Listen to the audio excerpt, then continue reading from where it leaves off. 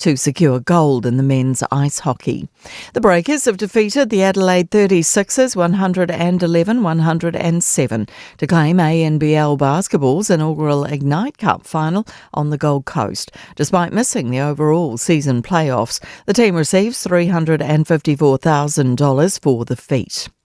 Dame Lydia Ko has tied for fifth at the latest LPGA Golf Tour event in Thailand. She's finished at 20 under par overall, 4 strokes behind local winner Gino Titakun. That's sport. I'm Jody Gill. Ua na ole Radio Samoa se furulima iwa toru a mo e tautuaina o e ilaungangana fitu aso le vai aso. O te whatalofa mo whaawheloa ai o te whaatu lima fōi lea ma tere lava mana mi ngāre tau waisa mora o te rupere pa ia mana ma malo lau whaafunga angara nei tai a fō marola par se fua mara uia wha malo fō le tunu ulu fōlau abere be inga mana whaaftailo tātu tua le langi o tele lo na lofa o tātu mauaile ni aso o le aso o whaia le tua tātu te ori ori ma tātu fia iai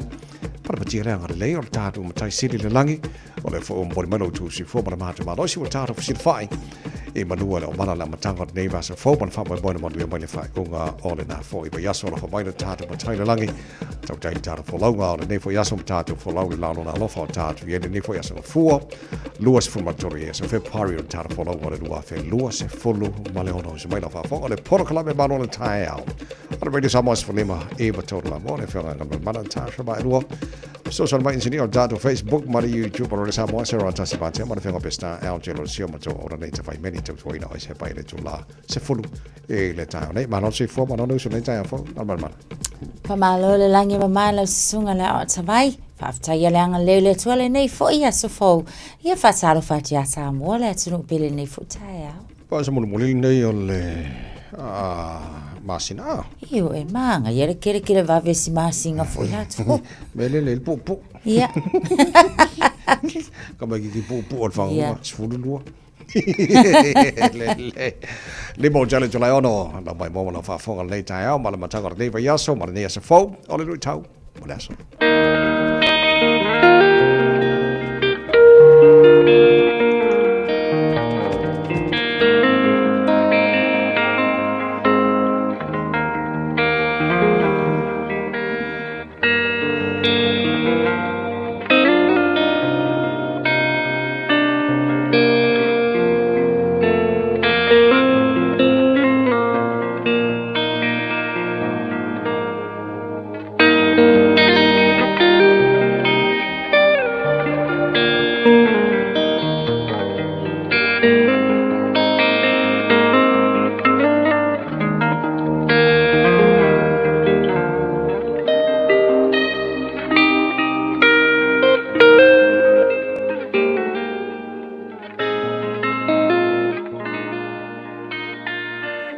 tau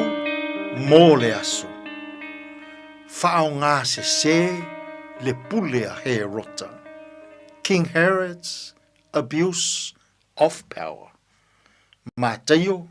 ma tā upu e se fulu ma le whā, a olona fuai upu e valu. A o ia, ua whao so ina e lona tina, ua whai atu. Ia e au mai I inei a te au le ulu o Ioane le pāpatiso I se tānoa. Whaau ngā se le pulea he rota. King Herod's abuse of his power. O he rota, o le tupu o tangata I utaia I le vai teimi na whanau mai a Yesu. O se tōwhinga mai le malo roma. Mō le tausinga o le file mū I le vāno nofo matangata I utaia. A o pūlea whaakolone e le malo roma. Upu whai a I utaia. O le ita tele o he rota ia Ioane le papatiso. Ona na whai ane le tala Ioane le papatiso.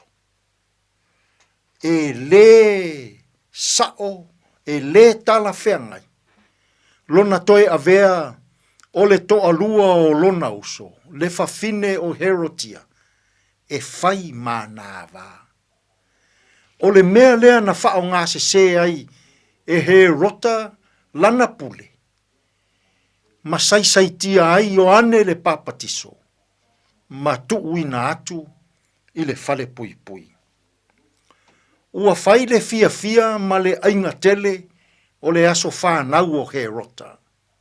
Sa iai herotia ma lana tamateine. Ua whaatonu wina e le whawhine. Lana tamateine. Ia fai ia he rota. Tasi alo na manao. O le ulu o Ioane le papatiso i totonu o se tānoa.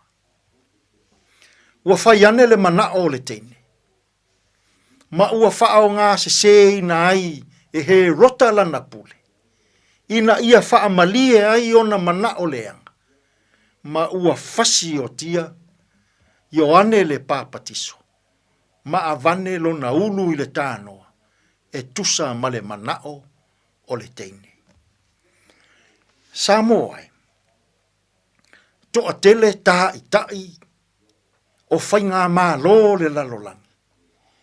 Ua la tau wha o ngā aina se le pule o loo umia i o la tau tōwhinga. E wha malie ai o la tau manao leanga. E wha malie ai o la tau tuina nau. E wha malie ai lo la tau manao tele. Samoai, aua e te wha o ngā aina se le pule o loo i a te oe. O le pule, o se mea alofa mai le atua, ia tātou wha o ngā aina ma le alofa e pū lea ai tangata uma. Samoai, aua le wha o ngā se ina le pule, i to tonu o lau whai ngā mālo. I to tonu o lau tāpua inga. I to tonu o lounu, ma to tonu o lou lava a inga. I le nei fo iaso i fe au mangalua. Ai a pe a se i wha o ngā. Ia le pule o loo ia te oi. E te a lofai i ta ngata mātitiwa. Ta ngata le a mana i aina. Ta ngata wha atau waa. Ta ngata fiaola. Tō tele nei ta ngata wawai vai. Tō tele ta ngata o loo fia mo o mia le fesoasoan. Ai a, i le nei fo iaso. Pe a se i wha o ngā ia le pule o loo ia te oi. E te alofa ai, ma whai ai se ngā lue ngā alofa. I ta ngata o fia maua le fesoasoan. Tātou te tālo. Whawhetai le atua. O le pule, o se mea alofa mai la ua fio. Moa mātou whe au mga luenga. Ina ia whaao ngā ina male whaau tauta. E alofa ai i tangata lau tele. Tātou mala ua fio ia mātou whe au mga luenga o lene yasu. E manu ia ai mea uma. Lou lav suafa Yesu lo mātou walii, ma lo mātou whaola. Ua mātou tatalo atu ai nei. Amene. Avatua ulowali Olo uni loto uangalala moe Loto moya o titu inatu Olo alofa Olo angalele Uasuya ya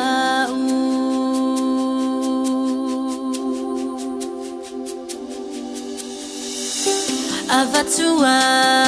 lonely Olo une loto uangalala moe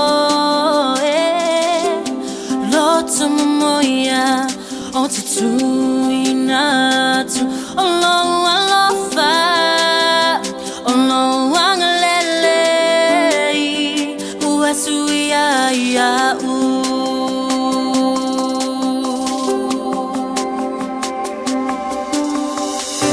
Oh, I will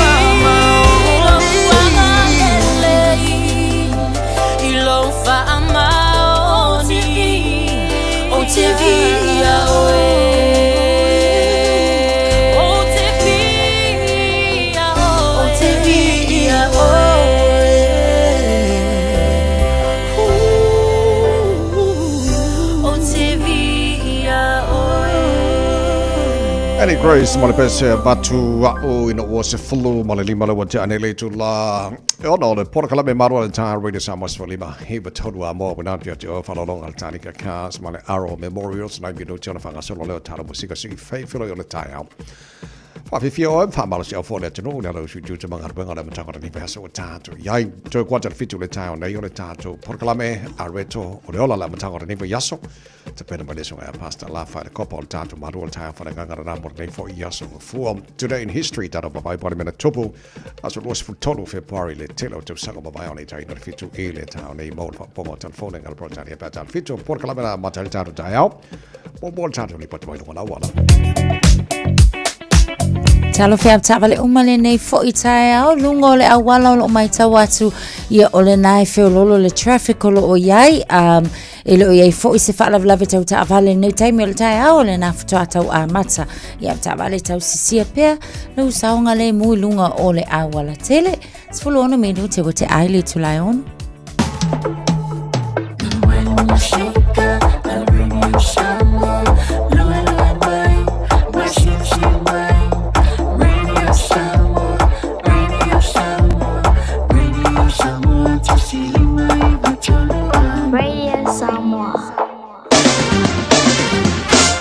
Amatal talon taula mataka de vaso ata to yai tamaki makaro au kilani no fanga le fasa lo radio samos for fito in manu re air ne ba ngol tile fo de bong sa fafu de time tile we got to the so da sulu mata ngo fia la le telo ba ngol au kilani dangi bari mar sabiri mai sauti sifo le fasa lo le o di los futuro mo ngo le bella fama wina mo au kilani le so Sport file on number one along time pe audio la langi de for the tau de telo ba ngo au kilani los fu fana mo ngo be bella le air fama wina mo au kilani ele so antai ala ba ngo yon tu la so lulu la pasar foi la langi de le tau de telo ba ngo au kilani so toffee langi de le fo yas for raile pasar foi na langi de le tau Astona imala sauna pa timu pe ona fa mawina ela vai tau de ne foi tai fo tuna masani afanga solo foi le proclame malo le tai out re sa mo le ne so fu ala taro va vai tula ngo ile tau tilo si vai ngo sila fa pena for le tau sa mo mani se vai ngo re kilo pe sport fit wala fo chale tula e ono tau langa tanga loa mai lana cd se fulum fai wala lo new talina fa vi ka re sa mo le ne foi tai fo le tula ga tu te mangar work on the tai out ana tu mo se maro longa le fai o ra yaso o su fia le tai au maria fai mo pese le mo o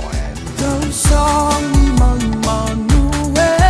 Don't song my manue Se I fai la tala si o uue Ila na fai ba e se fo ilo na fai nga E se fo ilo na mai tamina Malo o le nu Le au matutua ma le pule nu Le au manga o le lilo mai ava Sauni o le whaatau tai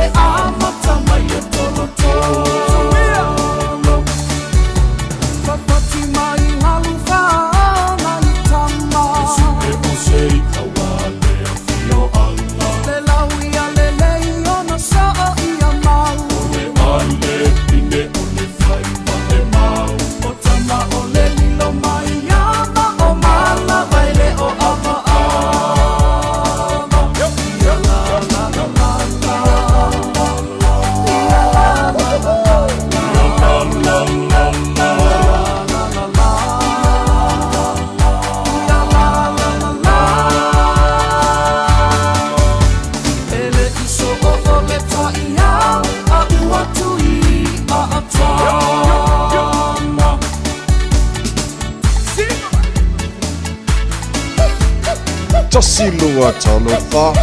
Ia, luas potol mala follow wa tele July ono le porklame malu le tai radio samas fuli mai potolo mo awina tio follow long al tani ka kas afiane fata tuta vale sunga amisa. Lato visa ina o tahu papato toi ya male Ara Memorials so on telemota to ma from lato mo e pele ya tato mo to siel tato for long up le ngatan fa ngai ni sere ne fa pena fo ya misa mo au langa le Ara Memorials ya male tani ka casa wena to pokela me malo tai au mangu ya male weekend ngal man Manuia lava whaaftai ba so lo sunga le awa. Malo manga ya kau. Ya au lele. Au lele o suro le la so ka fe se le manga yo de foi weekend ke a ko ni. E a lele e fo e o lo sunga o faya o nga te no la malo ma i requirements so stanga te fia ya di tono le ale fo ia matata faya o o lo te ba tu tono ayo New Zealand. O requirements moltanga te fia vea faya o. Ya ta won declare commitment le code avelo na toanga confirm la ma rosi le tino ma ma fau. Ia fa popo malanga o te lo requirements o mai lo ma lamba fa ta watu telefone le but e le faya o nga lo ti lo atu. Na la fo upu maswa ta mitia o ka mai e makua I le fit ale ka kai kongo pe afua ku requirements so stanga te fi fa ya ngoni sila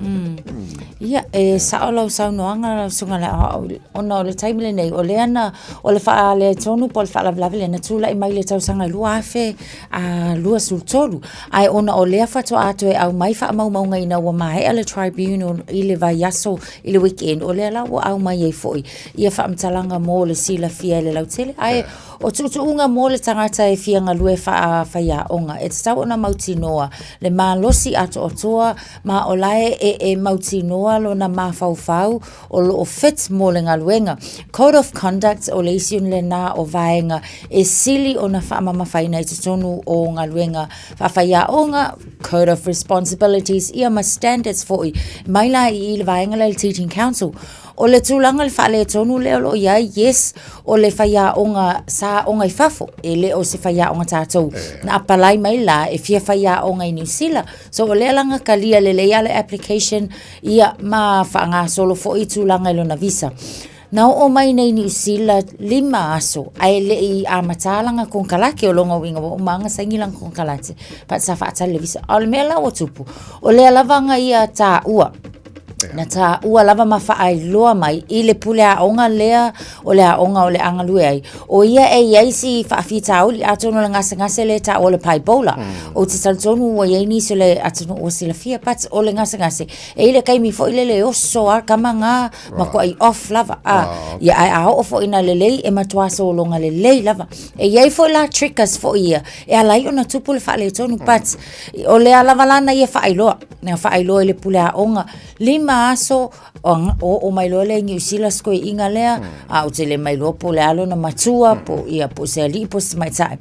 but o le lona fitu la o aso kalu onga a matala na ngaluenga whawhaia onga ai ali ia I lo tulanga ia ona la o le whaafita o li manatua o le o saulang kong kalake e le ni a inga New Zealand nei e le ila se support system fo ilea e mawhainga soangi o anga medical supply e le I maua I le taimi le na o le tulanga la le o iai o le wār kama le paipola e iai fuala au e inu ina ia calm le leile tangata ma ia control a whaila e maua le tangata la ngasa e ila le kaimi fo ile e ke ia ua iai winga whaale tonu whapena o leisi mea a ova fo ile ika fo ile le vai atu ia mio ngata maiti pei o isi trickers la na ia o le tulanga la na ia te au la ia o le lava la ua mo lia tutongi le ono a filima se lauta la ona o tulanga fo o wa le ua palau vale se vai atu whaafonga palau vale tamaiti whaita la whai anga ele tina o le isi tamaiti ti a onga e o lava fo ina I fo a whai a onga tamaitai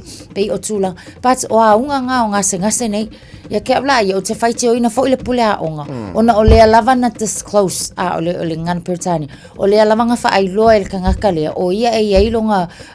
ngase whapena pat ele ia se tulanga na whaia e ia se plan ele pule a onga ma whaia onga kaunga ia se plan mo le tangata le pe afa pe o le asau ia pe ilo foi pe o fete au mai nga lui au le la wa fa sala tangata o tele o mai lo po ye se tulanga o fai pa le me o le lack of systems for ye to sonu for yo le aonga sa te tau lava for yo na mata i tulele Right. Oh, okay.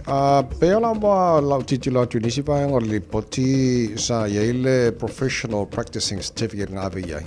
O le ia be ma fully registered enga due tono ni sila. yes O winga tono piliota le sa monitor ai fo le pe posta ngata wato to na anga ba ambor ngalbe. awa so se fai aonga lava foi a mai alo foi ia watalia ma ua uma ona fa au o ye la longa professional certificates la na ma fai no tu ia within 2 years time o nga mawalo le o le skala la le full registration Right, all right. Okay. Lele. Ele o le manino ma lipoti po o se Pacifica, po se Inkia, po se Korea, po se Filipino. au se sainga Sawa. Ya lele ai o te lo o le ile tulanga ia le va al faya onga matamaiti e ia ile le respect ile va ile ngata o faya onga tamaiti fa bana tamaiti faya onga. Te no va ngale le fana be se tono o onga ni sila. yeah Yeah. Okay, so o le tulanga na iai o lo te baba ia tu isi vanga ia na usma le malo fa ngor va yaso. Te le ia la fianga la tu fo ia fa ngo ia homeless ia po rough sleepers fo le tono o le ngato o kilania ni sila to o vanga na o fai tau mo o tiltilo. Ba ia lo fai la to ia o no le fo nga mai la avele malo malo si anga leo leo. E mawhai ona abesia mai lato ino whanga lo wha mautu ai. Within 24 hours, which lau titilo, e whoringa mai le lopo o whea lao I tangata nei mo sef soswani. o le fight onga le na o le o ye le time le nei o le wa ave le wa fa ala wi loa ele malo o le atu ina le malo si anga lea I leo nei o la to ave saying within 24 hours e ave se tangata nei ai o le tulanga le ave se o tangata ele lo po fea ele o ta wa fo I po fea ave yai o le isi o tu e sili o na mamafa e mawhai o na fa asalaina tangata e pe o atu le lua fetala o le sala le nai fa asalaina pe o fo I le tolu masina I le fale pui pe afa apea e le usita ia tulanga uma ona o nisi o le tele o nisi o pisinisi la itsi tele o nisi o no fanga nei e pe o ni ala tau fighti onga fo ia o le ana ave le malo ona o le tele o le fa ala lave o la tau nei I vaenga ia o nisi lava fo ia I la tau ia o faali ni winga fo ia e le saunga le mu mo tangata lau tele ia mai se o nai pisinisi nei so o vaenga la na paule mea o lo o fighti o tele fighti o inai e le lopo fea lea wanga onga ka o mai o leo le a remove nei tangata ai le lopo o iei se no whanga ia po fea foi e remove onga avele iei so e whai asi tinga ina foi lele masi mawhatia ia o ila tau nei o le a tupu o le a whatau nuu iei le nei tu inga tu unga wa iei E alau titi lotu pe o November le tau sangata tu nei le na mai foi si fo whanga na malo. E abisei na ila tau ia na o te tono le CBD tono foi le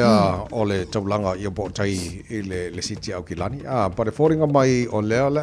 o e tu sai ma le announcement le nga mele malo o le a whaasoporia u mai aso se vaenga foi le ngata foi lau au kilani a o New Zealand atoa yeah I mean la wa foi tau le tala na po foi le mo ko ki le alo ko pa yelo fa la tone wa e mana e pena fa pela la ave malo si anga leo ala we se no fa nga fa pito foi le fa pe ave se mai I po no fa lo po fea ai ave la se no fa nga lo ta pena le e fa mo tu wai la to ya le la fa mai fa malo si tono lo su fa tu la ia ngale lole po fea au e ngo foi la to ne o lo te ena mai le Wellington City Mission ia le nei foi tu ona ele o yeise support mo tangata ele ngata e fa pena foi la le Auckland City Mission e tu salava foi lo lato leta lia ina foi le vaenga le ia ai mai se foi la so no foi a Chloe Shorbeck foi ia e nga ke le langoina ona a fa pe mu mai I le city CBD o longo winga le la movie se si vaenga ele o ye se tulanga fo le move ma le toe vai ai lo inga la move mai o au mai I manuka awa e fa pena lava fo pe ale mautu no fuanga no foi tangata nei a move mai lai o le CBD ia wo wange I mangele ia po manuka so o le winga na o na ia tala ele o ye se tulanga lango ina na ele o mautu le le po fe tonu e ave ye kanga ai sa le ia sa ka fe karsi ia ma o se so ani mo la tone ia wa te le lope au te loa ne te wa fie foi mai ni jo da to ngata sa mo e la to ye le o le be ma le o lo o so me ta no foi ma ave ba homeless in tono New Zealand nei I mean mo se so ani mo la to se me le wa le vai ka mi le ma fa ai au nei vai tempo le marulu ke le la fai no la to ma to what to sa tala no ta bo kala me la fianga stasio alo sa mo ta alo taru to sa mo fa pena fo ile ki wi New Zealand ia mal bulldogs Australia match utai mata wato le o susu enga le po ina nisi masalomia ola ua ia sa fatino ina ngalwenga le ngata o ena fatu po ina ngalwenga to lo fo isi lo twa nga rest fo ile leo fa nga ina ia polta vale na bia ila ua ia pole supply ngole la malosi sa fa nga fo le mana ia le me ma nga no wo susu nga le o le tulanga le fo ile o lo su lima tau sanga o le tama ia le ua lo kaina fo ile leo mai I Marsden Park ma le se fulu lima fo I tau sanga ia o le isi le na le to o lua ile vaenga le na mua loka I le fanaina la le o si o le sunga ya utai so o le isi la nanga loka mai I Emerton uma le vaenga le na le na tupu le fanga inga o si tau le lea ai na so ai lava foi manesi o so fainga le foi na tafanga ai foi lava ia I le vaenga le il fam talanga le o le fainga le na fat tau uma nga I o le ainga le taru ai ona o lo o ia le tali ia o le tamala kapi e ia yo na so tanga foi I kengi o le so fainga la o le nga lua kwa nga I o ka mai kiki ia pe tai wa afia I lon tama ia o le la wa nga I ato le ainga so o la foi la le wa lo kai le sfuluiva tau sanga o le isla le ile nga lenga faungaina la o malosi ma le se fulu ono tau sanga fo ia o le silanga ia wifi le si alwa ku le sirka avale ia nga piki le ko but o le tulanga le fo ile au nanga fo ia ma le su nga leo o le mafai ona maua matafia ia nai lo le a kile ia nga fa fai pe te le fo ni se tulanga fo ia le ma alofia e ono tula I mai ai so le mata sanga le afia e la o ia to walen le wa po ina le mam salbia o la o ia len fa le na da fa pa ina la ma no si fo le termina fa mo le ia match time al sfulu iva ma le sfulu no o le na moria le ona o sfulu iva le pe foringa mai o ia na pick up le la ma no si ma sfulu no o ia na le na avena la ma no si e fa tu pol fa la e so o afia o mai wa le ngata la o ia sa fa tu pina fa pa ina a afia o mai malato ia le lo tonu wa ke lo pe se kengi fo le e tasi le vai ngano no fu mo ma fo na po I feel sorry nei matu ia fa te ngana matu tai o le afia wa ele o ia le sa tauna na fa mo di o lo na tari afia ngo matu o te loa pe ke lo kausanga ki ngenga afia fo stasio tama nei New Zealand ia masal mia fo na fanga se fo lele ona o lona tali ima ai e fo sta usanga na manu ai fo ima ma ai mena mai fo le stasio tina po bangele fanga se fo o ngol sai linga fo lan tama sa afia po sampo fala fa sai na bang fa pena le minga la tala fo le o le mele le ulo e mene fa na e ala to e fai me o la le aya afia ina matua ia wa ole fatu te ngasa o ngal melen tupu nei ole fana se la uri ia matu tai ai le o ia le na fo le na o eso fo le ele o ia tauna be o lona tali le sa ile la uri ia fo le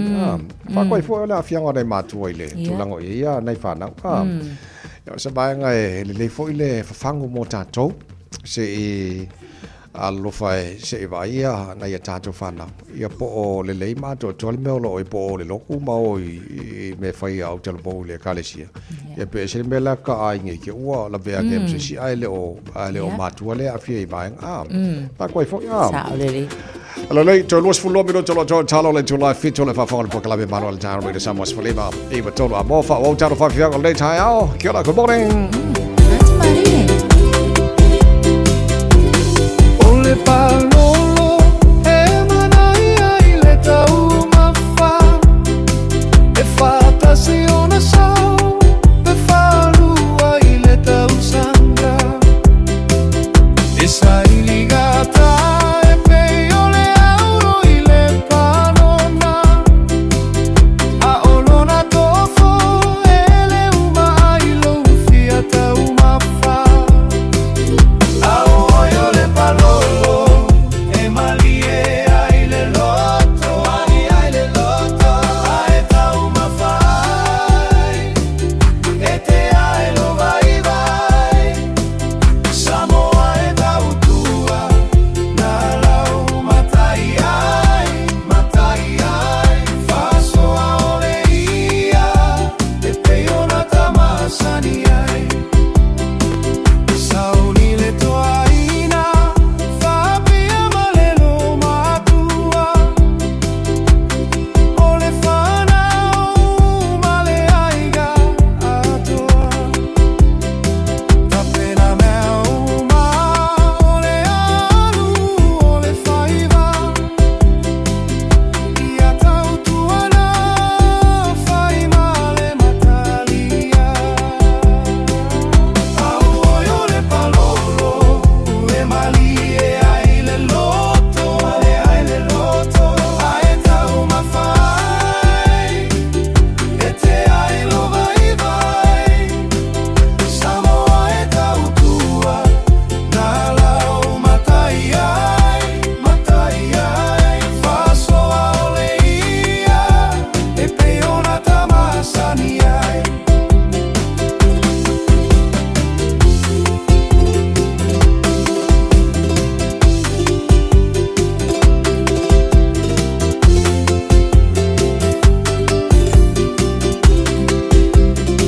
Tagata ua tumutumu Ole ale a mea ua tupu Ele masani ai Ai fai e fia fia ai A fai ele laki Lau tai le nei tau sanga Pule alofa le atua E toi togo foi malama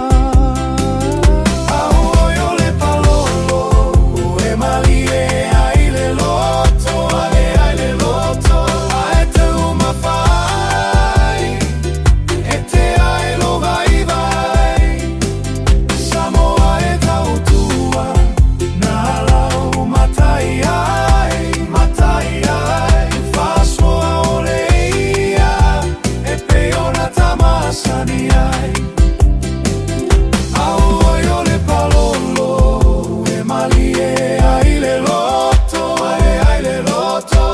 e tau mawhai e te ai lo vai vai Samoa e tau tua na lau matai ai faso a ole ia e peiona tamasani ai Faso a ole ia e peiona tamasani ai Ai le ole fatauina e vave ai rona le ai Sole, eva mali pese. Malo le whafonga Samoa. Malo fo ile va ile musika. Radio Samoa #1 New Zealand akoa. Sipso. Yeah. E te manae maua se luma na i manuia o la wata li i polo wa fafine. Ua se fulu nei tau sanga o whaatino le Pacific Advanced Secondary School lea au o nanga. Na whaavaile nei a onga e Sir Michael Jones. E whaonga i nae ngana le Pasifika i le NCEA. Ma ua fua o fua o ngā toele ni pilia onga. I le tausanga lua o loa whana maua lunga i le whain humera o alonga whana wale pass na au sia tongi e ulu whale ai i le universite, polo university entrance i le tele o kolisi i au kilani. Ua uti ava noa mo le lua o ono, mo nisi whamtalanga wala au loa le pass i le overse lau valu o fitu lua fitu. O Varselau valu o fitu lua fitu. Matau te whaia ni fo aroi le aso lava e te fio mai ai i le Shine Dental, ai e ia inga whaapitoa. Matau te salia le Afterpay, Zip, Q Cards, whaapea wins quotes i le Shine Dental. E whaia fua whaatalanoanga ma le ACC i le Shine Dental. Le aise tongi mo whanau i le vau le se furu lua i le se furu valu tusanga i le Shine Dental. Talanoa mai le tongi ina le whainga o ni fo e whaonga ai le Zip, Smile Now, Pay Later. Le aise tului i le Shine Dental. A fio mai le 575 Great South Road Manukau pe wala au le lua fitu ono fafa. Lua fitu ono fafa mo le Shine Dental. Radio Samoa, tasilima iwa tonu amo. Hisi mai tātou I le vaenga le State Highway Suma le ono I le anga iatu le Kumeu. Whapena fo ila ma le Route 28 Kumeu o leo lo mai tā watu le taimi le nei o le nā o lo mamafa le traffic I le vaenga le nā o le ala tele. Lunga o nisi o tātou a wala o lea lava o lo Feololo I le taimi le nei, se ia vangana fo I le anga iatu le tātou State Highway 1, I le vaenga le Rosedale, na paule nao si vaenga na ua amata o na mamafa le traffic I le vaenga le na. Nunga State Highway Suma Leono, na pau fo I le nao le vaenga lea na whaalau I lo atu, ia o le na ua amata fo I o na mamafa le traffic. Tātou le anga I mai mangele anga I ane I le malai va alele, ia o leo lo o mai tau watu, faisipisi mai I le vaenga le na amata ni na le Air Park Drive, ia Westney Road o nai vaenga na o lo mai tau watu lunga State Highway Luas Fulu pau na o le vaenga o na ua pisi mai o tātou. I Manukau o lo mai tau watu o leo lo iei ato le taavale I Wiri on State Highway Luas Fulu lo na winga o se whaalavelave tau taavale ia pos taavale na ua pe lunga le awal tele am taavale ia tau tua na foi le vaenga le na o le ala tele ia utangia mo lo saunga le mu I le nei foi taimi le tai au nisi o vaenga le tātou awala na o lo tu mau feo lolo le taimi le nei ia manu ia tele av taavale lau whainga mlamo tu sulima minute o na tā leo li tulai fitu. Talofa, we're the Katinas, and you're listening to Radio Samoa on 1593 AM. Bread of life sent down from glory. Many things you were on earth, a holy king, a carpenter. But you are the living word, say it now. Come on.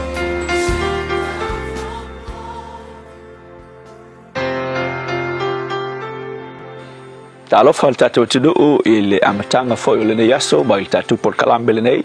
o le areto le ola ia malola ma le soifua manuia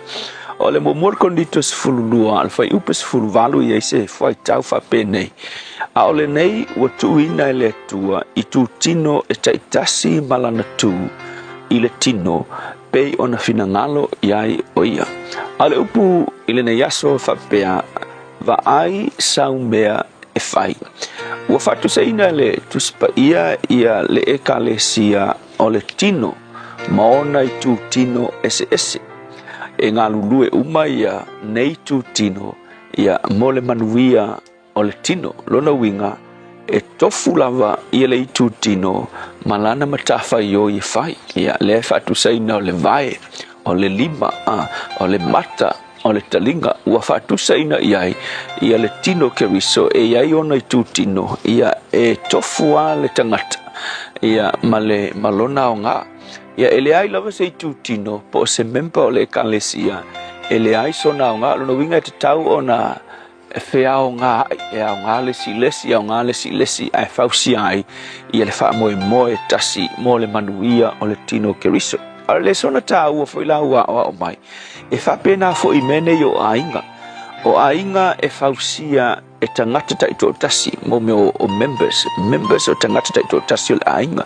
mai te tau ona ngā lulue whaatasi tangata tai to tasi o se ainga mo lelei o se ainga wai aile matua o whanau ia pe ai ma se anko e no fuai to inga aina foi kautele ai o ainga whaatita inga ia e tofu tangata malanga me whai mo le manguia o le ainga lea e whai ngā luenga nisi tangata ia ka kaunga ia isi tangata e whai le maumanga ia pe ia foi matangata kuka ia o isi tangata e alue fufuru ipu o isi foi tangata ia e o e taele la pisi lona winga e tofu al tangata malana mea e whai e fesoasoani i le atina e ina o le ainga lea ai a whai e te iai i se ainga ai e le o iai sau me whai lona winga e le o oe se mempa o le ainga o oe o le tūlisi o e lofe me o kulisi e le kangaka e whai au kulisi ngā le kukongi ale me ngofwai ia e valoa ma ai le ai masanga whi au whai ngat sau e ka whao i ngā whapeo e nofo i se ainga a olo e whapea e le ai sau whi au whai a nga olo ai fo ia fa pe nga le kongi la kupe tu sa foi pe sa kupe ai le ai masinga o warfare activity la nga fai pe vele le vao pe so angi fu fulungi pu pe ki kango e fai se saka e se temi fa pe na e pe ki so angi fai tanga me a fai e ke ia se ainga ai fa pe na logo la nga le sa fi au fai lo no winga e le o se member ainga o oe o le tangata o le malo o le ainga fa pena foi la le kalesia ia o tu tino keriso o nei tu tino malava ia e ngā lulue fatasi mo le manuia o le tino keriso a fai la te lotu se lotu pe o le ainga a fai te lotu se kalesia ua fia ngi kausanga te lotu ai ngā lo walu ai le loku le ai masau me fai ke le fia awai ngā luenga le ekalesia ke le fia awai ngi polo keki o lo fai ele ekalesia ia pe foa ise mea ile ekalesia e atia e ile tino le ekalesia fa penga le loku ala me le fai le misi sau loku ele ai sau me o fai lona winga e fo linga mai fo ele o fo se vai ngol tino o le tino asiasi kai pe o le kulisi e asiasi mai makafao mai eva o ko e alu foi le so le upula mo o le aso le nei pa ai sau mea e fai e ta uai o le member o le tino keriso po o le vaenga o le tino le ainga le na e te ai aua e te fai tongo fiti le tua whawhitai a o ina I mātou ia whapeu na ea o I mātou le tino o e keriso e te tau na mātou ngā lulue uma mō le atina e ina o lo tino whamanuia lo watunu ona o Yesu. Amen.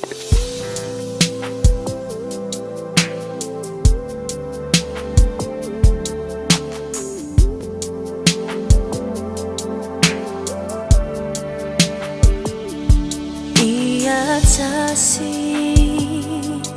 itatu uma iletama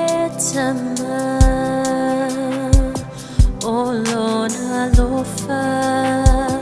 utata mawa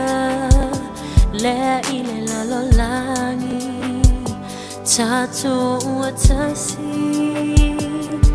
to atuli matata ile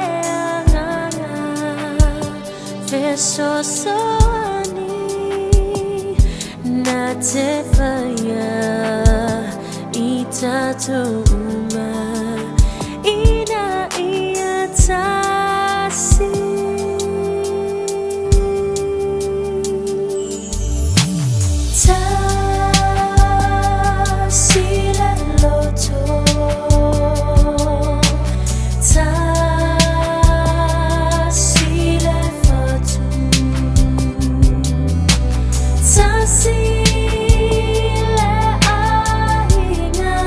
ile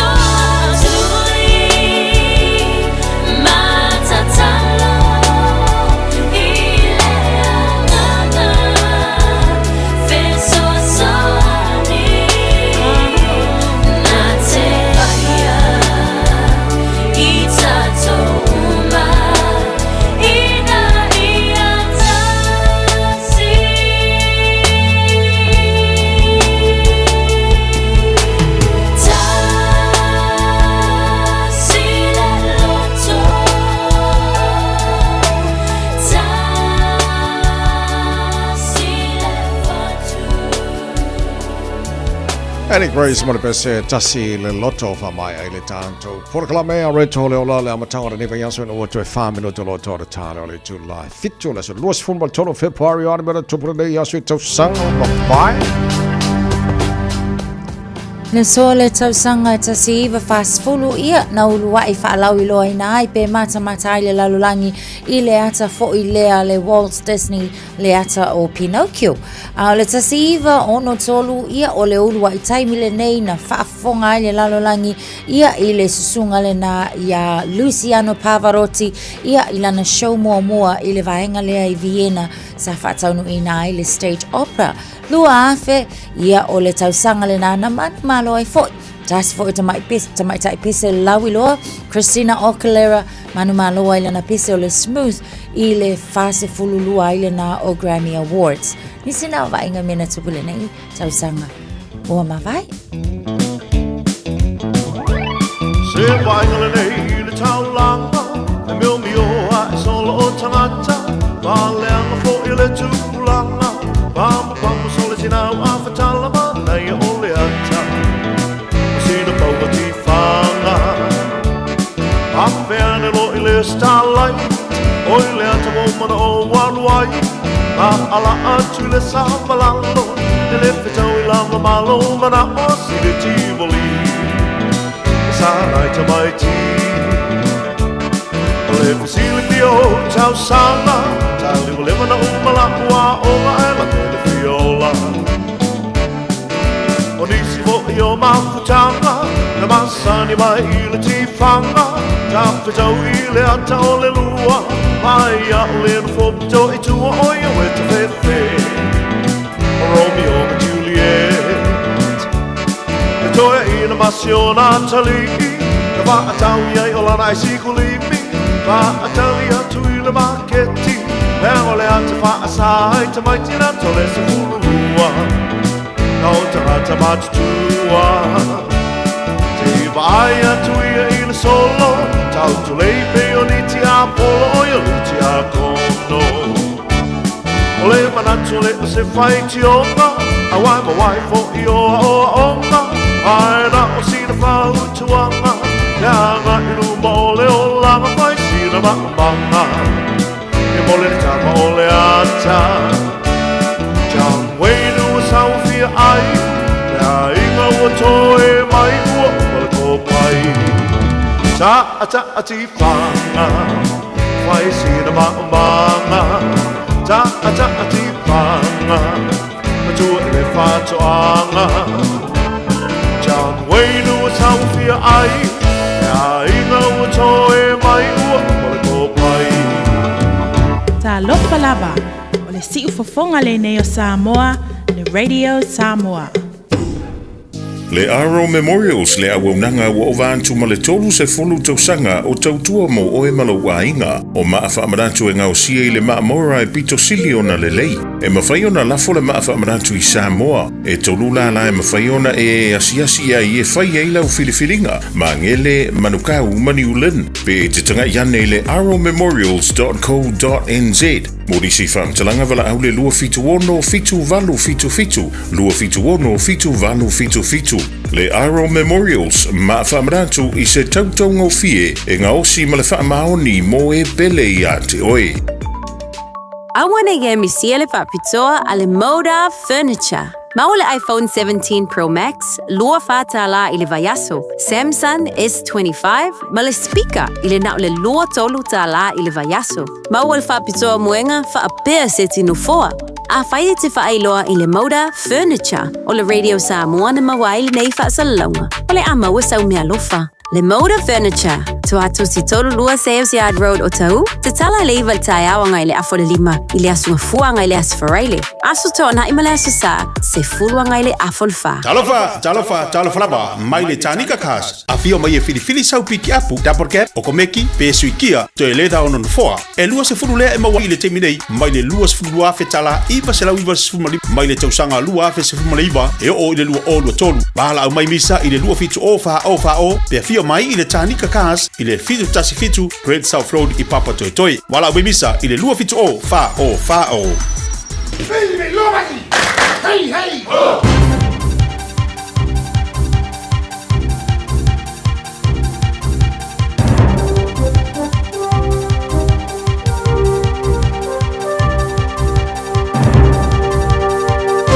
In this update, a concern from community housing providers that newly proposed move-on orders could drive people away from help. The government's moving to allow police to take action on people who are begging and sleeping rough. They'll have the power to order people to leave a public space for up to 24 hours with fines of up to $2,000 or 3 months in jail. Community Housing Aotearoa Chief Executive Paul Gilbert says the rough sleepers they're seeing on the streets are just the tip of the iceberg. The iceberg is people who are sofa surfing, who are in cars, who are hidden away and in really precarious and sometimes dangerous situations. A man's been shot and killed after entering the perimeter of President Donald Trump's resort in Palm Beach, Florida. The white male in his early 20s entered the secure perimeter at Mar-a-Lago around 1:30 a.m. before he was shot by agents and a Palm Beach deputy. The President and First Lady weren't on the premises. Sheriff Rick Bradshaw says the man was carrying a gas can and shotgun. He put down the gas can, raised the shotgun to a shooting position. At that point in time, the deputy and the 2 Secret Service agents fired their weapons. Meanwhile, the world's waiting for Donald Trump's next move as he appears to ignore the Supreme Court's latest ruling. The US President announced a new 10% global tariff on Saturday, then yesterday increased it to 15%. Otago University International Relations Professor Robert Patman says there's a fair degree of uncertainty around the globe. If you believe in a rules-based international order, then that sort of arbitrary nature of the use of tariffs is inconsistent with it. A reminder to employers that students exist and need work as more university goers scramble to get part-time jobs alongside their studies. Student Job Search received 38,000 job applications last month with fewer than 5,000 vacancies available. That's news. In sport, to the final sporting act of the Milan Cortina Winter Olympics on Sky Sport.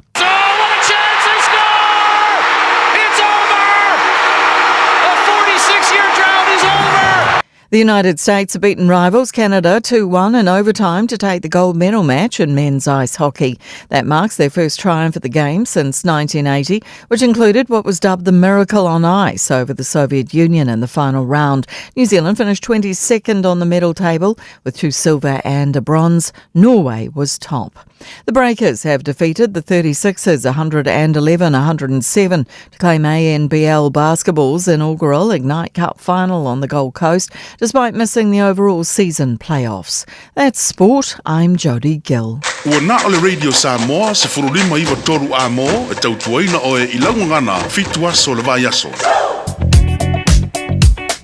Tātou toi asiasi lunga le awala tele au taavale o lea mai tawatu lunga le tātou State Highway 1 Southern Motorway o lo mai tawatu i lvaenga le nai Mount Wellington ia o lea ua amata ona mamafale traffic o lo o iai Forest Hill i lvaenga le na whaasosolo a kwaianga o i Rosedale on State Highway 1 and Pine Hill vaenga na o le na o lo mamafale traffic lunga le State Highway Sumaleono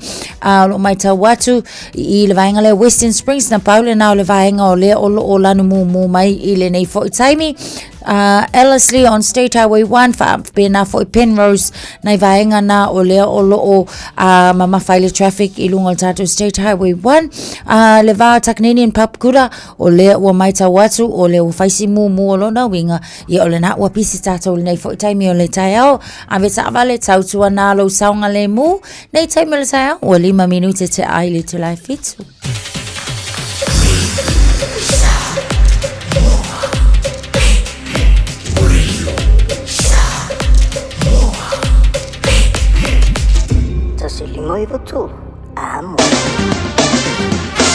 Malo se fo la tino le nei taimi o le taiao fa tai mo le taria mai al tautua le radio Samoa mal pokala me malo le taiao i lo mota tono ta vale tono fa finga wenga Facebook mari YouTube radio Samoa la tarf so tai nei fo taiao fo le bainga la tamai nei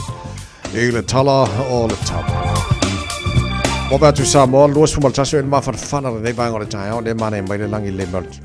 i Samoa nei bainga le taiao te al fitu Samoa winga le tau le tino la matele na awa o le tau lai ti taimi langi le iai pa o ti monisha vaenga Samoa le so pa si velo le Samoa todos futasi degrees Celsius lona baulunga lusu lima i lona baulalo ya fa mo la mo futado so ta inga mal tano nga mal suyo tano radio Samoa i pia pero masania so fo veste tasi nai minu jeng ole amo ina tuanga falo terino tera melo tu Samoa fa pena foi ya le tala la mai la mai tau le malo la tudo lo tata mafuta ele tau tuar de Samoa no on Facebook mari YouTube or Samoa fa pena foi ia le FM 106.1 i Samoa ma America Samoa malo lava ia le soi fu mo ia le nei foi tai fo ele tulanga ele tau tela vai ngoni sila le mo tu saute ava vai atu tela vai ngoni mo tu saute la langi le tau Alexandra awa ori so taimi losu fitu vela kele le ali mo tau le so belenem losu fara mo ngor vela langi le leili tau i le nei fo yaso ele tele vai nga ye inveka go la langi le leili fo le tau awa ori so taimi po timu le fefia na nei losu fara mo ngor vela langi le leili tau kai Cora langi le leili Nelson fa so po langi le leili tau Queenstown langi le leili Timoru fa so langi le leili fo Wanaka langi le leili Westport Dunedin la pasola langi le fo le tau awa ni so teme le aoli lo su tasi malu kan ba fana kala stete maro si fo maria ele nei tai fo fa sola langi le tau awa ni so teme le fia na nei fruiva maru kan manu le mo to ele nei fa so fo ele motu matu pi to la pringo motu matu lo su lima mo le bella kai tai ala fa sola langi le lei awa pa timu ni se ba nga le fia na nei le la mo I Wellington ma lo se fo maria nei fo tai fo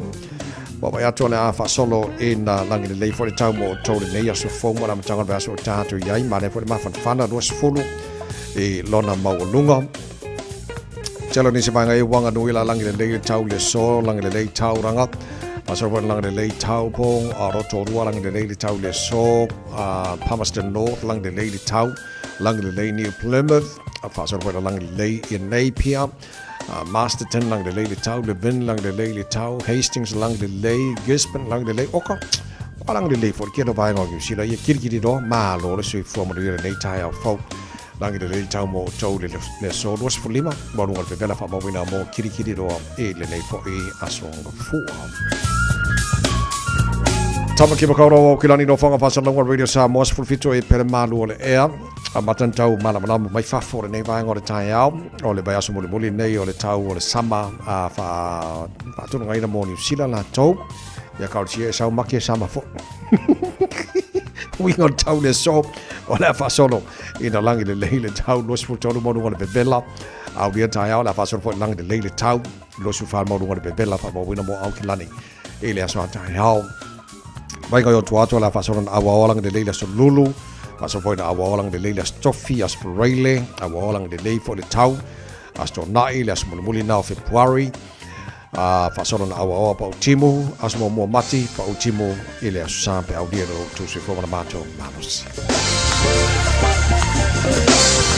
Pa mo bara tu na mai la mai tau ile nei foi vai nga ole tai au fo le tu mo oi ala radio Samoa Spalima Eva tolu amo e na ua Iba lo cai dai. Ia le tula e fitu pe o java vai atole asumul muli o la fai uia the Winter Olympics e oi foi Italia Norway o la kunga kiki la kule lidi e pine ke lo solano Norway male champagne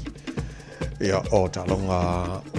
Olympic the Winter o le kamai pingi no reisa ere ma lili ka kangi masangi ka kangi le fa se e no reisa so ka fe ya lo solo la no way Malaysian pinio lo ke ki lo aku fa mo le mo volta por kalam es furbalu euro no way es furlo la to si leva sul tasia la to pina bon me to fa singa la to pina fa su maltas baba ke le leader no way sorry Ia tulanga luai leo Amerika. Sfulua lanto, auros fulua lanto, siliva, iva lanto pine apa mea, tolos futot. Ia lanto pine tulanga lua le na, ia o New Zealand la, e kulanga lua sfuma lua. E tolua tanto pine lua siliva. Ta sili pine apa mea. Ia, kau whenga ngā New Zealand ne. E lea fo e Winter Olympics. Ia peora tani mano o Italia. Ia. E nei fo i tau sanga. Ia, o le talana o le Olympika.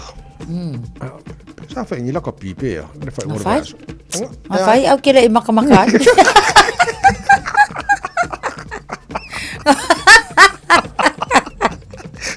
Au, ia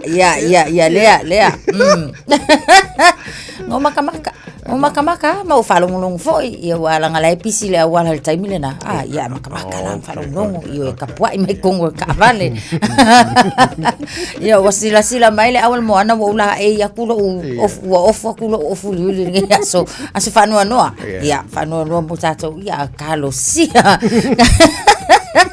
Kalau sia lava foi ia manguia le sika alonga le sa au ai pe manga ia foi le moni lava le fato amasa le season ale tulanga foi le faita wa fa inga o points ko ia manga ia ngai kau sanga kau ngasi kia mai lunga ia wale mai tawa le kau va mai le blues so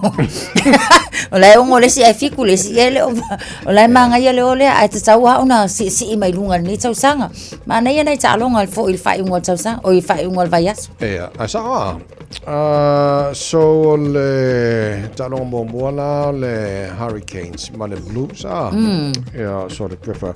e mana ia le langa talonga bombola le Hurricanes ai lau titilo le au le moana ko kene ka maki fo ia sa fa nga fa ia ia mo talonga which i lau titilo le lei mo na tamati fo na pawa le wa Orlando talonga bombo mo le moana ia fa kawi mal au malo si kele Wellington ai le I'm sure mai nga ta wol talonga no learn mai lato ia leon sao ni mo sta no le bulu mai ia tulanga na ia mo so malo le Hurricanes le mon so nga fa ia fo mako lima lua ko ai le lima lua se fulu ia male ave ku kamaka ngai le fa ia lo fo ko fa pe ngi lo ka pila fa ia mo fo kiki al mago blues ai ka manga ia ku ia ka mi sa ka lo nga ko fo ka po le blues ia la anu ka lo ka ia nga la ngo ka lo fo di ka bala ini lo fo di wala manga ke ko ko si ko angel au ia le blues o ia bala ko ia me si langa mano ia mana ia la to ole malo mo mana le tato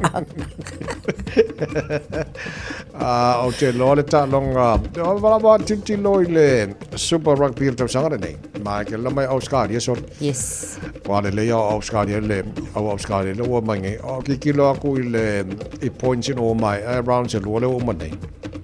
Ola e pito lunga au Australia lu le Brumbies ma le Waratahs wa te lo nga filenga mo ai sa safari le Brumbies le Crusaders so los furongo ko sanga ko o Crusaders me fa pe so ko se fa la ko malai ai mo ko sa mo ko ma inga le pa venga le Brumbies nga le na so talonga la na mana ko sanga ngai ki lo ko mai au nga le kasia le au Australia o ye e lua le fa ya si fa le ko o le mo o le Reds ma le force le nga pingi va le blues e fa ngor va so Fijian draw fo wa e se fo dam khanga ngai ko sanga le fo ile la to fo ye tong fai mai tulanga na ye so le Brumbies le lead World Chancellor tulanga lua tulanga to Leo le Sifi Hurricanes ma le Blues top 5 na le kamini mana ia le tele fo ia tom fai le Blues a fa pela e tu mau ai pe fo ia wa tawana si tia son tulanga le fo anga ka ko o le finals ele sanga me fa pe karsia eu makimo what's you sure for the Blues so sure mal au mai mo au ka pai Blues logo ke kele mai fully more July 5 tomorrow si formula nei tai phone ka ko sia si beautiful so mai nei foi tai out good morning c'est fou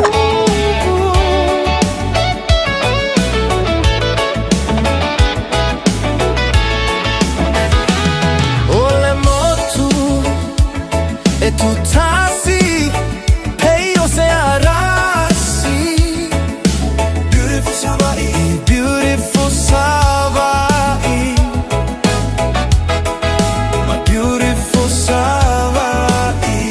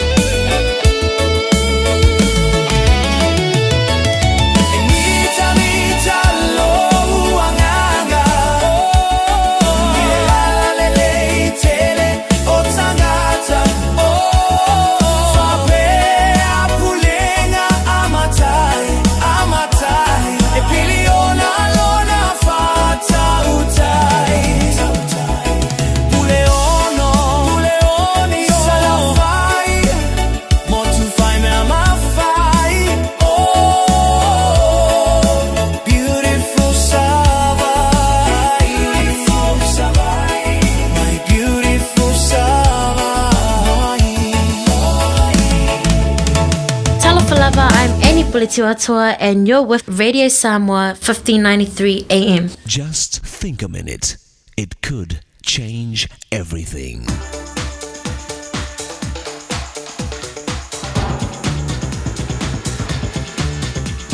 Think a minute. This is quite an amazing and true Russian love story. Nadia von Meck was the richest woman in Moscow, yet all of her money and fortune could not comfort her after her husband died. So she escaped inside her luxurious home and tried to heal her broken heart by playing the music she loved on her piano. At the same time, in the city of Moscow, there was a 36-year-old music composer named Peter Tchaikovsky. He had no idea that his music had begun to restore hope and love to the heart of this lonely widow. Nadia felt that he understood her pain and feelings and had masterfully turned them into the most soothing and stirring music she'd ever heard. But Nadia's infatuation with Peter's music was also attracting her to him personally. So she learned from his friends about his personality and interests, and later even paid Tchaikovsky to write a number of musical compositions. In fact, Nadia became his #1 supporter. Over time, she also became his closest confidant and companion, who inspired him to create some of history's most romantic music. For 14 years, they found love in each other. And Tchaikovsky's passionate music was written for none other than his Nadia, the love of his life. Then one day they suddenly ended their relationship, and no one knows for sure why. After that, neither of them lived long without the other. Nadia quickly lost her health, and Peter died speaking her name. Yet their secrets live on in their love letters to each other. That's all we know of them. For 14 years, they expressed their feelings for each other in letters.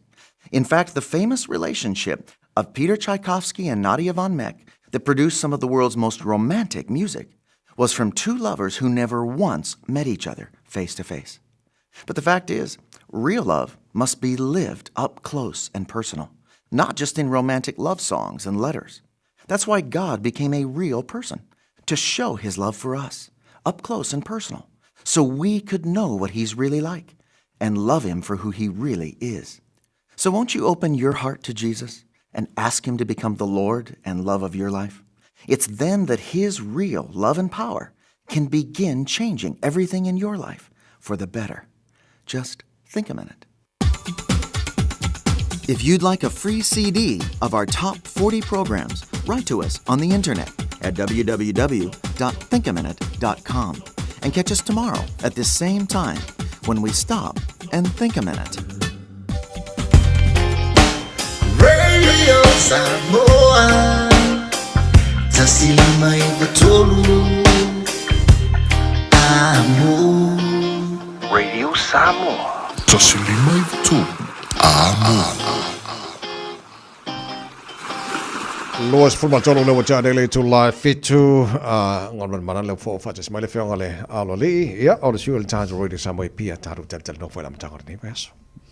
Fatalo fatula wa fionga ngal mana malole soifua manuele nei fo ia songa fo. Soifua manuele fo ia te sala vale swafa.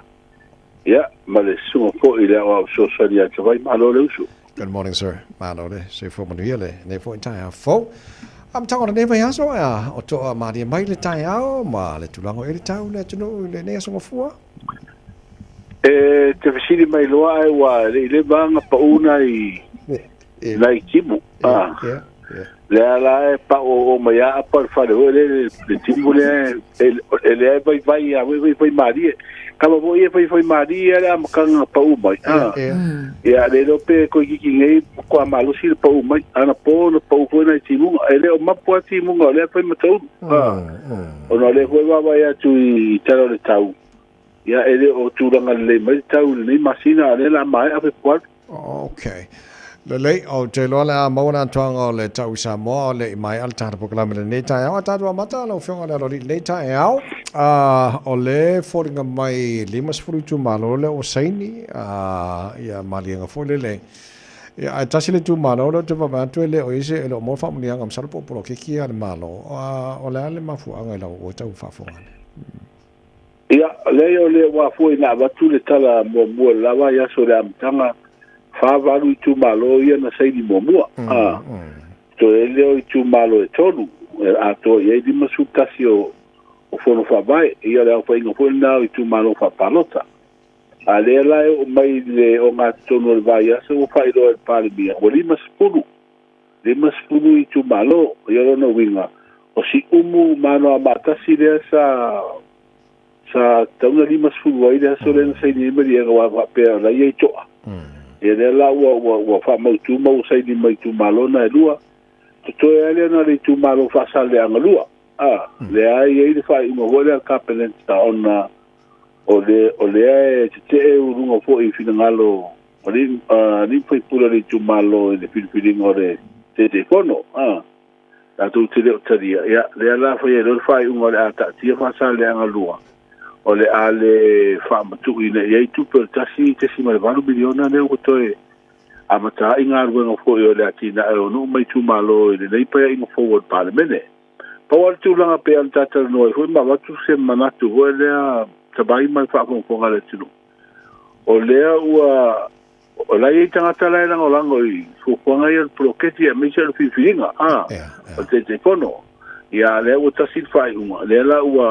a fia umai au ko le si tu ale wa ave ia le so ni ho ne le malo mo a onga i fu no fa vai la to te lu filufia ia ma fatino mai le nga luenga na fata sela ma le urua o nga mi se ya o nga malo o nga malo na e fon fa vai ia le la o le mo e a o nga fa sa le nga lua o nga tu nga lua ma o nga o nga so fan ia ta sia wa le wa e te le ana i pam tra nga fu mo so ia ai le twin fa tu se ma na tu le nga i fa ma ia ai a tonu stemi ia a tonu le a pena foi no swinga maria to ale ia fa sa le ngalua ona mo le la tu sa fa nga foi le va tu ile bloqueti le mo la tu atina Tau sia la tamai time so la pulele tu langa family ina foi le va ngolo mara biar malo ia mo nei ai nga awa ka ke ba lo foi le ai nga bo bloqueti mo le le ai nga tu ma fi nga tu malo ia de ole mo la tu le family Moni ere ngatala tu pe ai o bloqueti o super tu fanga hoia mo a onga o te loe le tauna te loe sau wa vai a wa alera ave i ko fa vai ia onga le malo hone i lufi lufia mai so ni le mo a onga susantu ia te loe a e tawana ave pe ave pe ia mo me a onga malanga o me fatino ia tulanga ia onga a le si tulanga le la misi ai i fa salanga lu io se la lima sutala ho le tu fa Pai pepe fa na u mai an po ya ma tanga ka pisini matua wa le tau fi me tu panga se li mas fulu na ya si tato ma te tu po feanga ia alu po le mtau vale Mai tau atu o mawalunga le numero tangata siasi atu i New Zealand nei Samoa i le tau sanga na mawai atu. O le whai numero le na o tangata fo i atu risi siasi po o lo tawa whaai ia manai ainga fo i malanga atu. O whamamonga ia wa fisiri mai ai le mawalunga tele o le numero le e apo. O tangata ia siasi mai lo tātou utuno. O tangata hui ni asiasi visitors. A o lea la o tangata o lea wha inga atoa. E bangsu toru afe whasero mo leono. Tangata ia na asiasi mai New Zealand e tu sanga rente nei. Ia ona le pito ia Australia e whasu whaafe i wasana wonsu pito. Ai toi whaawasenga mai nari ripot. Ia ona vai e seina ia leo. Tangata ia na o maina no foi whatari malo ma mo meo no whahuero no wingo tangata turisi. E a foi le fa sen fa pena o le siba nga la fi ai no numero la o tanga foi na si mai asi la tu ainga ia mai no foi la tu ainga pe no foi ni fa le voi tu ta fanga fa le apitanga o fa sen ai na la te doi e mo ia le tu fa ta si tanga tu si ai no mai ta fa o mata tu tanga si mai asi ainga mo ia tanga to le na si mai ele fa pesa vai langa mai makupe vale lo no vinga lana mai le latu tmau ainga ia tu le tono i au nanga ese ia te le ai fu atu ia le fai no melale o tanga mai i au tu e va su tolu afe fa se le mo leono ia ai fasu fa fe iwa se la wono su fiturena mai Australia e fasu tolu afe fa se la tolu iwa le se senga no winga me tua to te o tanga te na se si mai nusila o tulanga ho nei fa senga ino no mela nei fa mo mo tato official no mela fa mo wina o i tato te lo to te lo tanga ta fe malanga i tanga ta fe mai tato so o no fo nga ia pe na fa lo atu au te lo te le sa ho o nusila i tulanga ta tupe ia i tato malanga mai la tau sanga utona tala noa li tōtela tangata malanga tu tono Samoa o se tala le lei ma le tala whiwhia. Ia mo le tamau ai ngola tunu ua ngamana mana. Ia, o le tamau ai ngai fua i tūrang nia. Wa le atatu te ro o tupela fo mai fafo. O leo malanga mai o tangata e ta whao. Maasia si mai i le i Samoa. Ia, o tupe fuina o le se sa mai le tamau ai ngola tātou tunu. Ole tunu ule ta titile fa mai mau oloa. Ole tunu ule Amerika. Ta feira o ngala le fa pe ka fesu sumal meli wa ke wa ngo makuku e sumal meli ya uko. Le ka fe. Ai te baba ye foi. Wa ye tu fa mo ya mai Amerika tu sangalente nei na suru no fa i se la fa su fitu. O i foi da le te lo ai tu langa i tangata tafa. E fa le to tele ni se malanga mai le tu le lang ai a fu i tangata ta fa mai ai tangata tulis e ma walunga ni sila ma Australia el tato van no fo le o le stato uso fo sa ia America Samoa ia so ro va lu fa va se la ni mas fo ia ona tangata fo malanga mai fa vela ve o isi fu fuanga ia wa mal tato le van no fo ma America Samoa ai o te lo ia tasi ata ura pes furu no afe le no mai Amerika mai valu afe le mai Amerika Samoa ia tamana mai makupe Amerika e te le very well tupe na sa wakala ile ko kia kurka rata la Amerika tasi lo ina sa ura ka fa mai ngai au ko ngar kala fi ko te kala ngore nga tupe o mai kama ia ka ai ke me ka ko ka Samoa e ka Amerika kas ai sa le malo fa tai mo le fa malam mai no nei banga ia taru tala no le tupe sa tu tono le tino le fo ma wa te le yor sa na ya lo Samoa no nga lu company va le MSC le fo wa mo fo telo tupe le tino man ia kasi na fa mo le fa lo mai le malo fu ya le mai le si pa le mi ni ba ya so sa a fio tu no le va meli go le na malanga mai ole magnifica le sa fe mel tatu su le sa malanga mai ni se le tatu su nga lu ai ia malanga mai ni se tangata sa tu li se le tatu tu no le va ale ia malanga tu ni fu arum fa na o nga lu ia ole o mai o sa ole o nai tangata nei nga lu no va tele nga lu fa office nga lu fa sei le no va fast food miliona tu pe eu sa mai te mai ngole tino fast food fu tu sanga pe ale ma te watu le bana ta tu foi pa angai ma company le ya no foi nga runga no ba ya o monia ho i nga runga fa vai te mi le malanga tuai ya o malanga nga runga ya pe ta iba masina malanga ia seida ia foi me fuda ia le malolo ia to fa tali le si malanga ia wai ai tu pe ia mo ia fa monianga ia ta si le fa monianga le so ni te le ile tu le ina tatu tama ai da malo se manga pa sa ona fa longo mai ngen le ti fo ia tatu tala mai Samoa o le fa monianga fo na isi alo Samoa le wai mai ya o fo le ya mo le company ya le fo le mai fo mo na la no fo si sa nga do mo mai ya le la family ina ni si sei la fofo le tino wa kaman ya le na fa ilo mai le company va atatu tinu le Samoa Shipping Services la tau le va ale de stopping te nei no fo le sto va no tatu sei na ya su ya tu le sto va fo le mo malanga nga do no mo ba la le si ba no wa to sfulu lima tatu tangata ye nga do no fo le to va ia ai fa o pelisi Wangana to ya watu to baru fo ya to ya to sulima ya langa lue no ba ya utero wisi a no le ya wa de e tatu a fa sei do ne ni minister ya fa wa mene o la mo sei do to man tua o so so ni le mar bo ka me na o mai malo si a mania ta so si le bo si le bo ke mo ya fe ba se la o balu todo por el tempo pena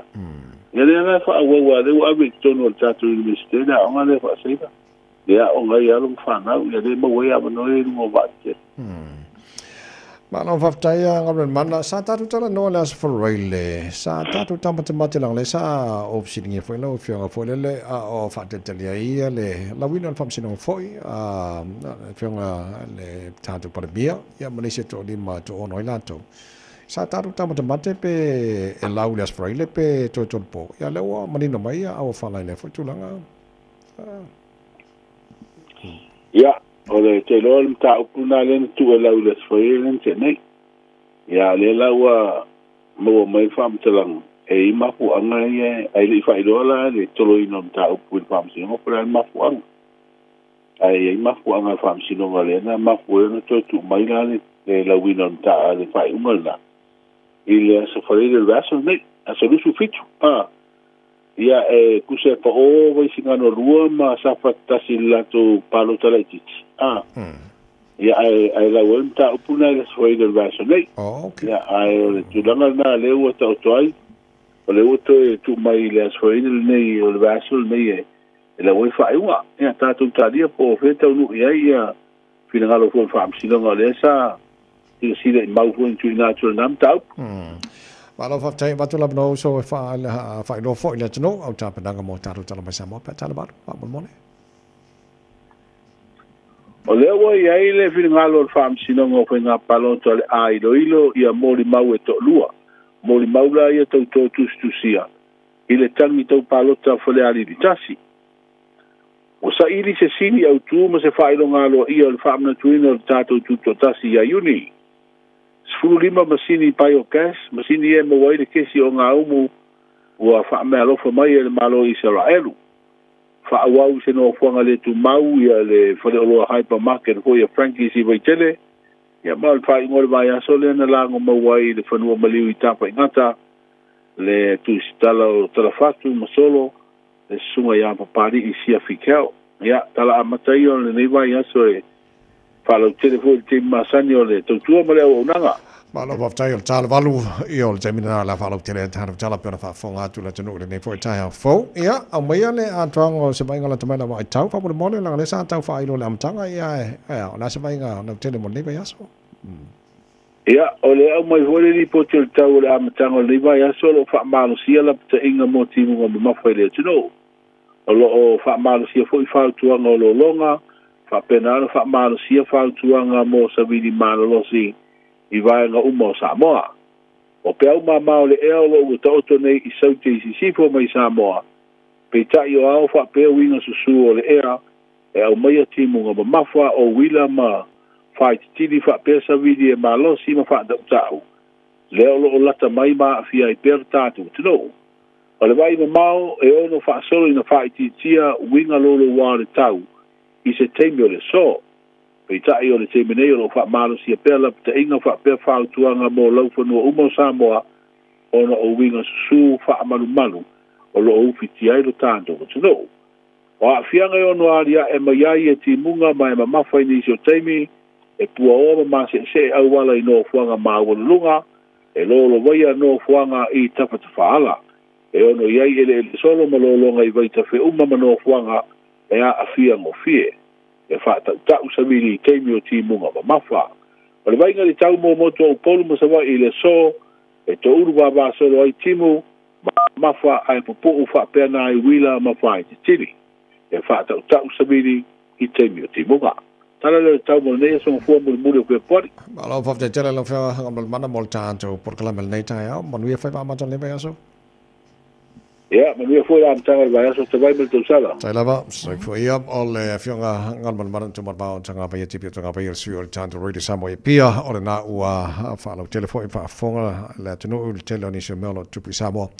ia le ngate le na fo watu le tulango e ta anta pelanga ia mo taru tala mai Samoa pe tale tula valu ile ta ona le tautu mo le Samoa Sfalima e batolo amo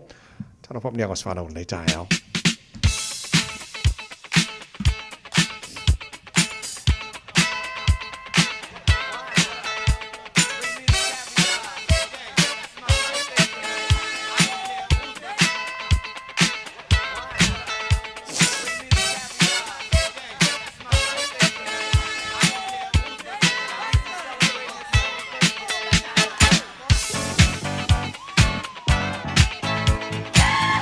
Obrigado para ola so fora nei luas futuri aso Februari o matala telefoni tolu fitu tasilima e batolo mo foi la no tato email on air at radiosamoa.co.nz. Am fana whangaina mane tanto Facebook mari YouTube o Samoa o manga ya ke le alena mo nei tai au e ale le au is from lenga pito nei tai au alena Olo e nei whamanianga lungo le api fōlinga whamanianga mo mai a tele Ioane.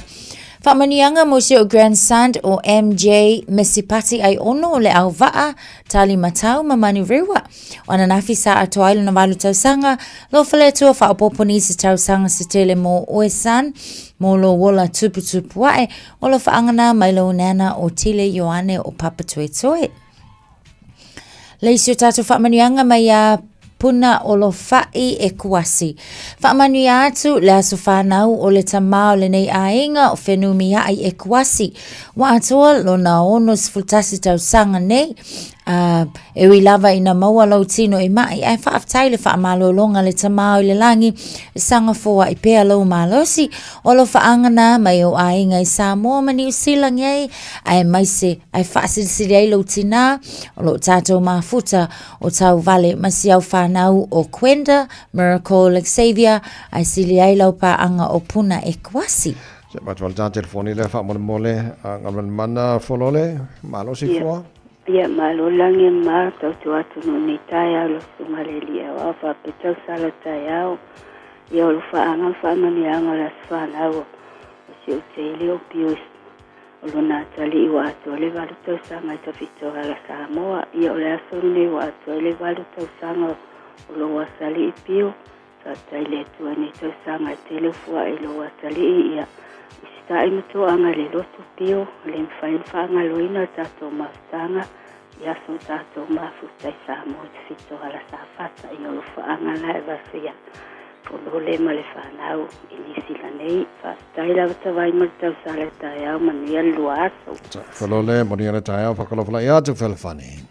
Ia, whakalofala i atu a tawai ma Natasha wa e lua, ma lornga lue. Tai lawa mole awa no tawai, o alofaanga whaamanuianga mo le aso soifua, ta'awha,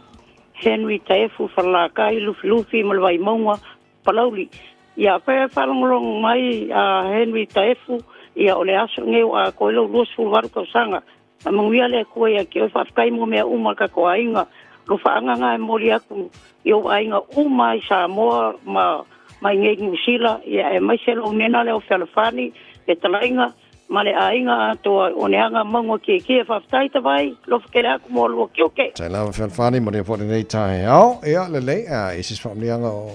Lo iai le isi o whaamanianga lava fo e mei atile Ioane, whaamani atu le aso soifua si o uso o aso vale Josefina, tuitea o Sydney, Australia, o nei e atua i ailo na ono sifulu tausanga, whaafo elevi inga mal whaaftai le atua ina o aulia mai o ele uso lo ono sifulu tausanga ile so, talo ile atua e wha au poponi si tausanga si tele mo lo soifua uso, e ui ina whaima maua o e mai o le tino, a iei lava le wha malolonga le atua mo oe, ia whai atua e vave o mai New Zealand pe a uma na wha manatu lo waso whanau, tātou toi wheilo a iai, alo whaanga mai lo uso matua e te vise Ioane, whaapea le isi o uso o tile Ioane ma le whanau I New Zealand nei.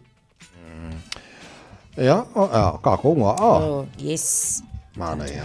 Le lei ia, a pea whaisi pisi kere fo eri o le aso lo su koro Februari. Ia, le lei a fo e... Okay, tile Ioane nga wa maea, ia, le lei.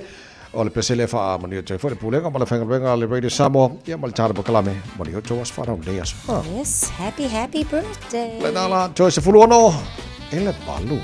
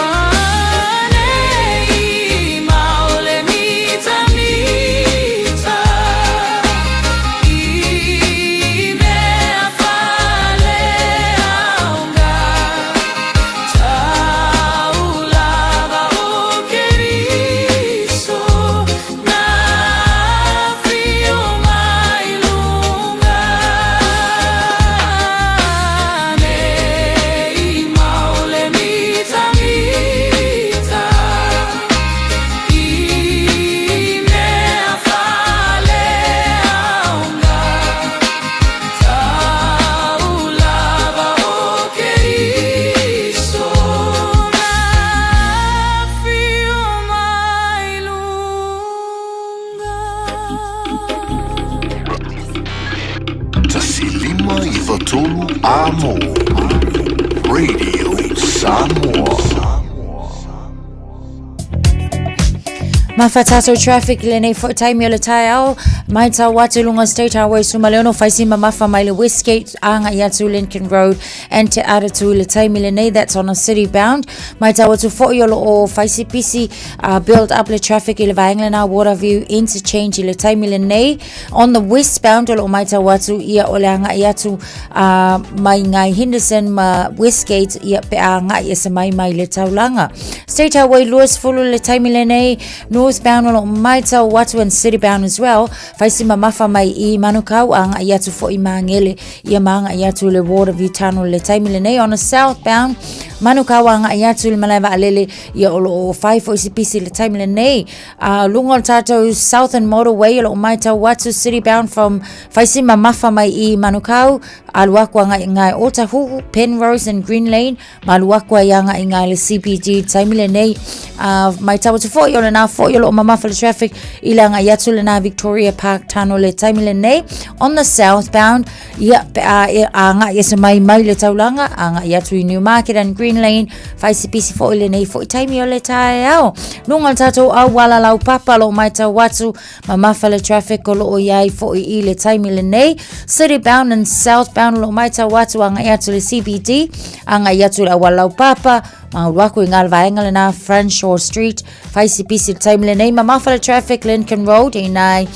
Henderson Motato Abeta Avale Ilene fo I time yo le taiao nisio vaenga Maita Watu fo ile vai takanini alwako anga ipapkura fa asolo ku jewelry vaengal na Tato State Highway 1 540 Lene time yo le taiao Pakuranga Highway Faisipisi malanga Yatu na LC Panmure Highway PC fo ile time Lene apta Avale tautu anal saungale mulunga le ala mai se fo ia pe afa yo le na wa yai na tamaiti tutono ta Avale just full minute and tale le tu lai valu Radio Samoa. Tasilima iwa tolu amo. E te manae maua se luma na Emanuia o la wata li I polo wa fafine. Ua se fulu nei tau sanga o faatino le Pacific Advanced Secondary School lea au Onanga. Na faavaile nei a onga e Sir Michael Jones. E faonga inae ngana le Pasifika I le NCEA. Maua fua o fua o ngā toele ai ni pilia onga. I le tau sanga lua o loa whana maua lunga I le whai numera o alonga whana wale pass na au sia tongi e ulufale ai I le universite, polo university entrance I le tele o kolisi I au kilani. Ua uti ava noa mo le lua o luono. Mo nisi famtalanga wala au loa le pass I le ovart se lau valu o fitu lua fitu fitu. Ovart se lau valu o fitu lua fitu fitu. Talofa Samoa. E mawhairup so son yatu Dr. Chen I ngasi o le maisuka, toto maulunga, ti ngā le tino, whapa ui no pauna, maisela, mangyesa ma le kānesa. Maua le tia whamamai lo puta ma le paste mo nifo ti ngā ma le whamanongi no lo fufonga. Whapea product po o loha e so son e whaala ma le mole ma dark spots o fulinga. Ua tele ungali ua mawala to pepe o nar sosoani a Dr. Chen. Ala au noi le lua fituono tolu fitu fitu, lua fituono tolu fitu fitu, pe a fiuane I le lua ono, Great South Road I Otahuhu. Talofa sa mola tunupele. O leo tu amtaria le unanga le tatu tui sa mau Manhattan Farms and Center. O wale tau tuaino le mamalu o so tatu watunu I le nei tausanga. Mo so se whamoi moe, wai poiponga, maliu, aso whanau, reunion, company functions. Ma tau te keiteira fo I tau maftanga mo so se whamoi moe. Tui sa mau catering, tui sa mau band. Olo ye fo ye tui sa mau bakery and Island Food Limited I le tasi walwan o Great North Road I Avondale. Ngā se sei whalawa, panibide, ma le telo tau mafa ese a wale fonga tau mafa. Mo niso whamtalanga, wala wane loa I a lease and waki te o I le olo tasi, oiwa tasi, o fitu o walu. Olo tasi, oiwa tasi, o fitu o walu. So valu bino tolo tolo talo le tula valu o talo tala me sa mola matanga nei vaso pa tala valu le tau nei mana tomaru mai tai au le lo fumaranga le leo tala matai le langi te lo ta tola o America ia o ala tala ta full time faile. Ta mo tanga le o la toa. Ya mako le a kau ka penga se mako I puki o kai au. Na le ka ngar valu mo mako nei usi. Yeah. Ya le mo mako waso ya oko. Apela sal ba ngalai o. Ya. Ngala ko ki fer ko nga isi ba ngalai o America mo se tu wala la ya. Ai pa ngal ta ba kala melo ki lo ko le fatara fa mai o Italia. Ai foi le sua fa titolo ne pa kala fa mai o Italia ni so ta pa ngal ta ya. Maya Williams, I think, to foi. Ja, kan det då se för det Ikaria det fakalo för mig mai ole. Ja, alfa tala för mig nej o Italia motato nei tai ao. Ja, ma lo ma sarong ai pisio ko wale ola fa umale Olympic Winter Olympic. Mo la io la ko ile kalimalo. Ile Winter Olympics o le lua fe lo sfuma le ono ma lo fa taile fa te semantara po kala nei tai ma o le meri pa kasi mai wa ma ari le late ma lo nei ma tu le on sa ita pena nei fa na nei tai ao ka wa o alvea o nei fa na o bas yes ya o fa mal lo si sole o foi ma singa ia so right ya langa ma singa pupu ya me ne ma ele fiki po Ol va venga uma. Bas mol moline o February o tanto o dia. Ele fa tu longa for seasons in New Zealand. It looks like all by mol mol for nei o le summer season mo tanto in New Zealand. Ja, tanto fa so to le autumn mati apelila me ya karsia ya go mo ngai si ma fanga. Ya le yo le winter ya yungi la ya kuso Ya mola tu no la papa au ni se banga lo langi o seasons na matu ni New Zealand le melo matu no foi ya de la ko fai wi ulan matu to ma fan ya au ke lo banga le o America la ko fai la ko winter ya wa winter ko ya ma fa la ko kai ma ngai foi yo ko o tilo ni so fa mo mo sa ta tu no ne ma le fianga kan man na isa mo ile tulango ia le tele ole tupe sa atu ono la tu malanga tono samo au titilo ni soli poti na maua o lo o fala lango telefo ia tato malo il Pacifica ile tulango ia ko seasonal workers la tu fo nei mai por kala me ngata o seasonal workers mo o nei New Zealand ia o le sefoi banga o lai o Australia o titilo to fa manino le fionga pa mi ol tanto malo le fionga ya ona po la o del maneto le water pola te ba positionment i tau sanga uma titilo atu e tu sama le tolu afe ia la to le malanga mai i New Zealand e tolu afe fo ile malanga i Samoa ya malea fe ole malanga i America Samoa mo ngarwenga la ia na pawal banga le fo titu la to fisile se tasi fo o sui mai tono fiti wal tas fo le atu no le fo e te le fa mo ngo tanga malanga mai fo le po o lele ona ba ai atu no nei na yo tatu tanga lo malanga mai ingalwenga ngalwe te lo pawana al fisile po le le mena no fo ai po le lei on te tongi la tau po le meanga on kokongi fo le mol nei tai ai le o vele le te tongi te tauna tongi le lei ia mala tu la te tongi fo i meanga fo ai ma ia mai si banga mo to expenses pa wanga fi sino ne sitting te mine ona le tulanga fo le o mai tawina fo ia le sunga nga ya Dr. Prasad o ia lo fa luli ile education and training across i vaenga ia o lo au mai ai ia na i polo kalame ia so ole tulanga la na ia fo ile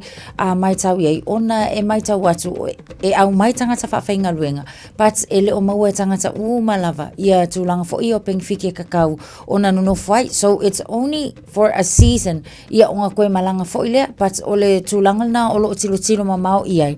ona e peila e falling fo fuala a fa pero kakau le sa fa ia onga i Samoa lava ia mol fa ta inga le ala wasau i malanga ia fa vai taimi ia enga onga uma lava fo i malanga fa vai taimi le matutongi lo tutongi nai e le tai fo ila ona tala fe ngai fo le pe a fa pe fa tu sai la na ia lava ngalwenga fa ia onga sai so ol fisili la na o lo ia pe fa mata la o tala wheaunga. Le tutongi o lo tutongi nai, ia tangata ia lo au mai i ngā luenga whaavai taimi. Ia male tūlanga te tau ona iai. A wale ina ia whaafiso o tai fo ila ele mana o ngolo iai, ia waile ngā o kako o le fo iai tonga. Ia manisi fo iau atunu o le Pasifika.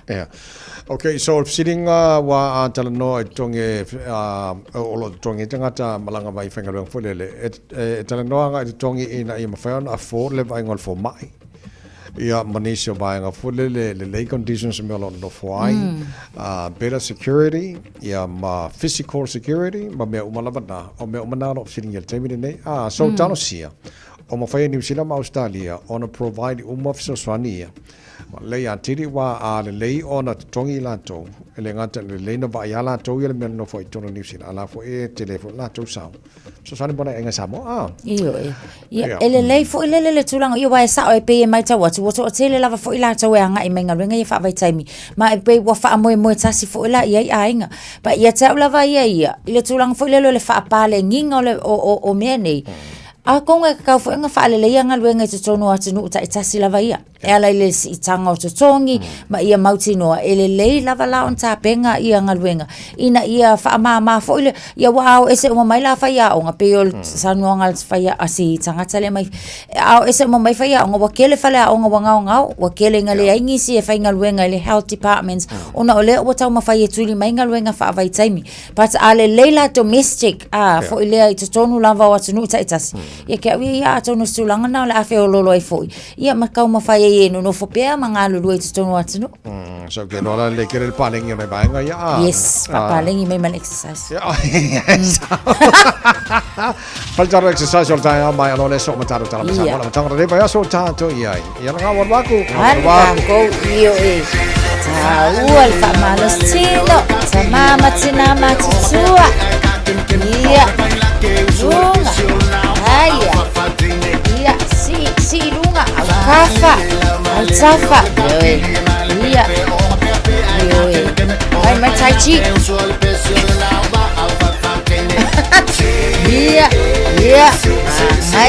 ia numa makua ia vai manga ia ia kai kasi lunga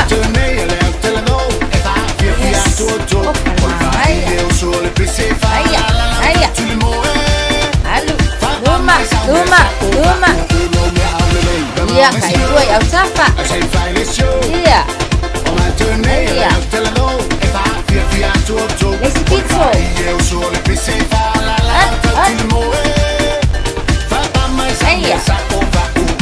secondi allora Luma ai le manga ia pupu a fole sono fuori allora fa malo lo si mania le nei asso soi fuia Radio Samoa. Taslima Ivatolu. Amo. Usimaya lau whaafofonga o le whaapoponga fo ele nei o talafau mai Samoa. Awina sa mai mo oe e lau leiti o whalongolongo le Radio Samoa. Taslima Ivatolu amo. O te whatalo fo ele amatanga o le vaiaso lo tātou utino o tātou wheroa i o wale whaua wina o le ngā ruenga tau longolongo. Usimaya lau whaafonga. Wai ei nei de whina ngalo le whaam sinonga o palo tole a wha o ngā. Mau tau tō tusia po e David Samori mau e tō lua. O le tangi tau palota mai whale alili tasi. O mori mau e tō lua na sa ilia se tusi sai. A ele I mau e o mai le teime nei. O mori mau fo I e tō lua o se urunga lii. Wai ei de polo inga le whaam sinonga o tapu ai o na tua Samoa. Mori malanga I atunu I fafo. O lea whaai ungana whaai roi les whareile na te nei, ina ua mai atu ina atu nisi o whorasanga,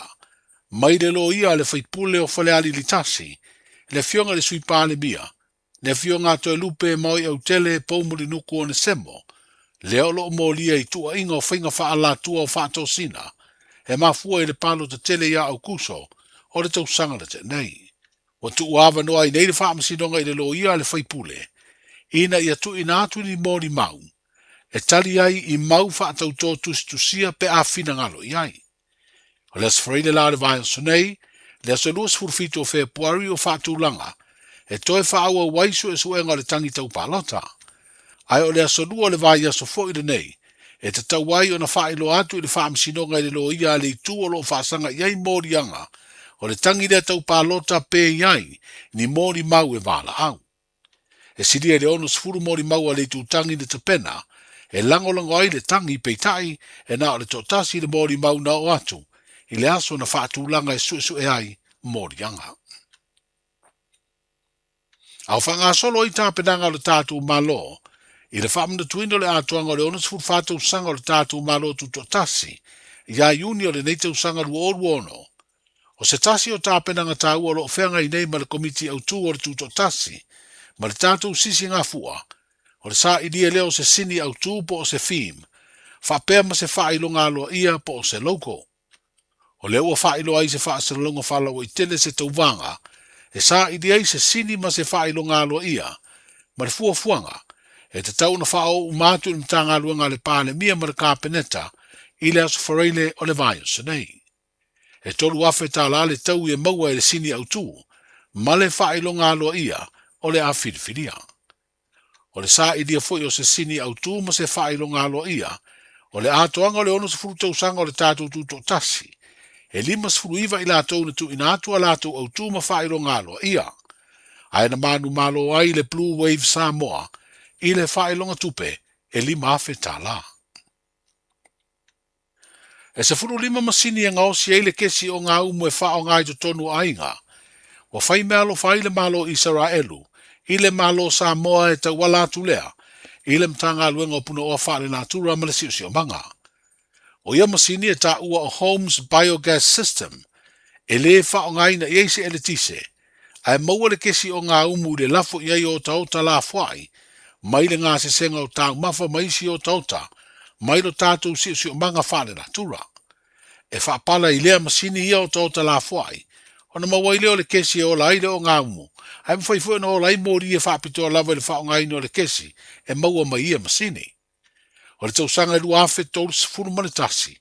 o lo tāula i ei fuafuanga le malo Samoa e te tauna o atu iai, o whao ngā malo si anga whaafawina po o renewable energy, e pe o kesi e maua mai ia masini, mō le whao ngā ina o tātou tangata. Ma o se isi lea whainga e siri o na malu pui pui ai le siusi o manga. O le fionga le minstao lea mtanga aluenga, le tō wha ale vena ale na ia talia ina lea foa i mai le malo Israelu. E pe o na sāmalanga mai le ampasa o lea malo mo Samoa, e tau ao na tūsi tau aloa o na tō whinga, i le fionga i le ao ma malo le tātou malo. Ma wheiloa ia tufo i le pāle mia maisi tai o le malo Samoa. A lumana i se teimi e toi fausi ai se whare o loa tele po se hypermarket, o le company of Frankie's i le no fuanga i vaite le tai, e peo na sa iei le whare o loa whaatama ia e le malaia po le afi, i se vai aso e le i mamau tele atu. O whairoa le pūlenga lea company tele lo tātu utino, o le no fuanga lo i ailo na whare o loa mo o loa fawhale po le hardware, whapea o loa mo lauma mauta, i vaite le lava, o le ata pena e whaaua waila na hypermarket. O le isi rua masina o mua nei e te tau o na te talai, lona whale o loa lea, ma toi mawaile au nanga masani le company ua motu sia i lea no fuanga, ina ua mū lona whale o loa tele. O lo whanga solo lava su e su enga mawaina mafua anga o le mū. Ai ua wha iloa le company, o wha se ai le manongi me le whale o loa ua wha tāma ia, o lo wha mua le saunga le mua tangata whai ngā ruenga, i la tau sa ngā rulua i le lau e seino o loa tu aisa, wha pe o loa tau tau mafa na mafu ai le manongi, leo lo whai ti wai nisi o ainga ma pisi nisi tua oi. Wa wha iloa le company se pepo wha mtalanga, o le tasi leo lana wha mua o le sio sio manga mama, ma le soifua malo loina o tangata lau tele. O le mai o le tautonga wha apitoa na sa ili ai le mafua anga tonu o le maliu, o le tama itai o papali i sia fi kel, lea na maliu o tau fia le wa inga leo le whale pui pui tānu malala. O le stona ina te nei na whai ai o na toi sao ninga i le manu manu, o le ka le sia wha apiruputonga Keresiano Samoa, i mata utu ia pia. O se sao ninga sa awai o na ainga ma uo wha pea au mea mamae, ma whai ua tuai le whanua maliu o le malo i tafa ingata, ua lango mawai. O lo talia nei ia le suenga le maliu lilo po le inquest, e whaia lea le whaam sinonga, leo le atu ina atu i ai ma le lipoti le fōma i na whaia le tautonga whaapitoa. o le whai unga su enga le maliu lino, o le a mawai se whai unga le mafua anga o le maliu. Sa na o le ua maliu le na potu na tau fiai i le whale pui pui, a o whaatali le whai unga su enga le wha msino ngai mori anga sa mori ai. O le asfreida na te nei na whaatu langa i la wai lea whai unga, pei tai ua le taunu ulea la asanga o ngā rua ngā le wha msino nga, o na ua maliu le sa mori anga. Tala amatai o le nei vai o sa fau, saifua. Talofa, we're the Katinas. Talofa, this is Pat Lam. Talofa lava o o Lapi Mariner. Mau pelo li tio. I le Radio Samoa tasi lima iwa tolu amo.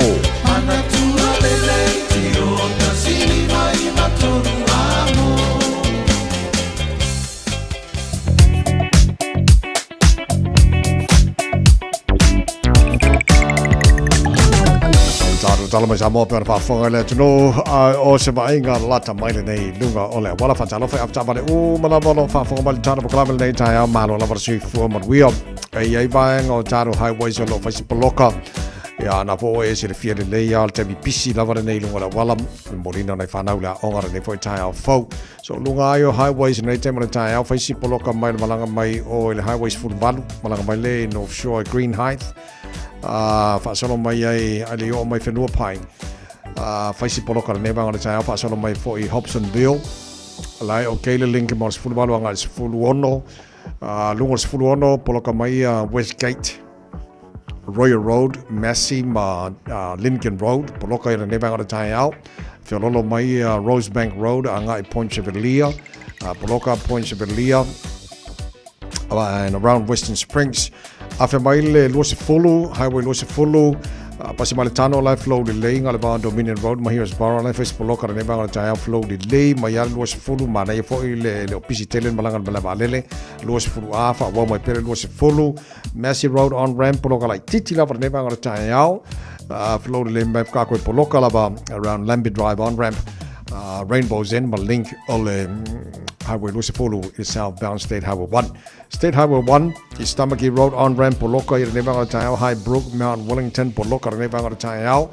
was at the Green Lane flow le leia o fai poloka mai malanga mai o North Shore nevanga le tai around Albany Rosedale Wairau Valley Takapuna North Coast poloka i le nevanga le tai lunga la papa ngai te ranga kilani flow le lane nevanga le tai fo lunga la tar highways mal tele bai la wala ata vale fam la tuma sani tar poklame la fane nei fanau fa bole abre fa mo fanau e saunga le mula malanga to nei fanau la onga nei fo itai mala matanga nei va so ta to ia Talofa Samoa o Mr. Cowboy le nei fa fonga ma mai mo mai pea i le Radio Samoa Yeehaw al venga la tomale nei il talo le tau ele ne foi time o le tai ava vai atu lua se full mal tolu wai le mafana fana le Samoa ele ne va o le tai ava tu mawinga awa o le tau like detail time langi le tau ni so vai o le tunu e pa utimu ni so vai o Samoa ne foi yaso no faina o le tolu mal tasi degrees Celsius mo o le vela le Samoa ele so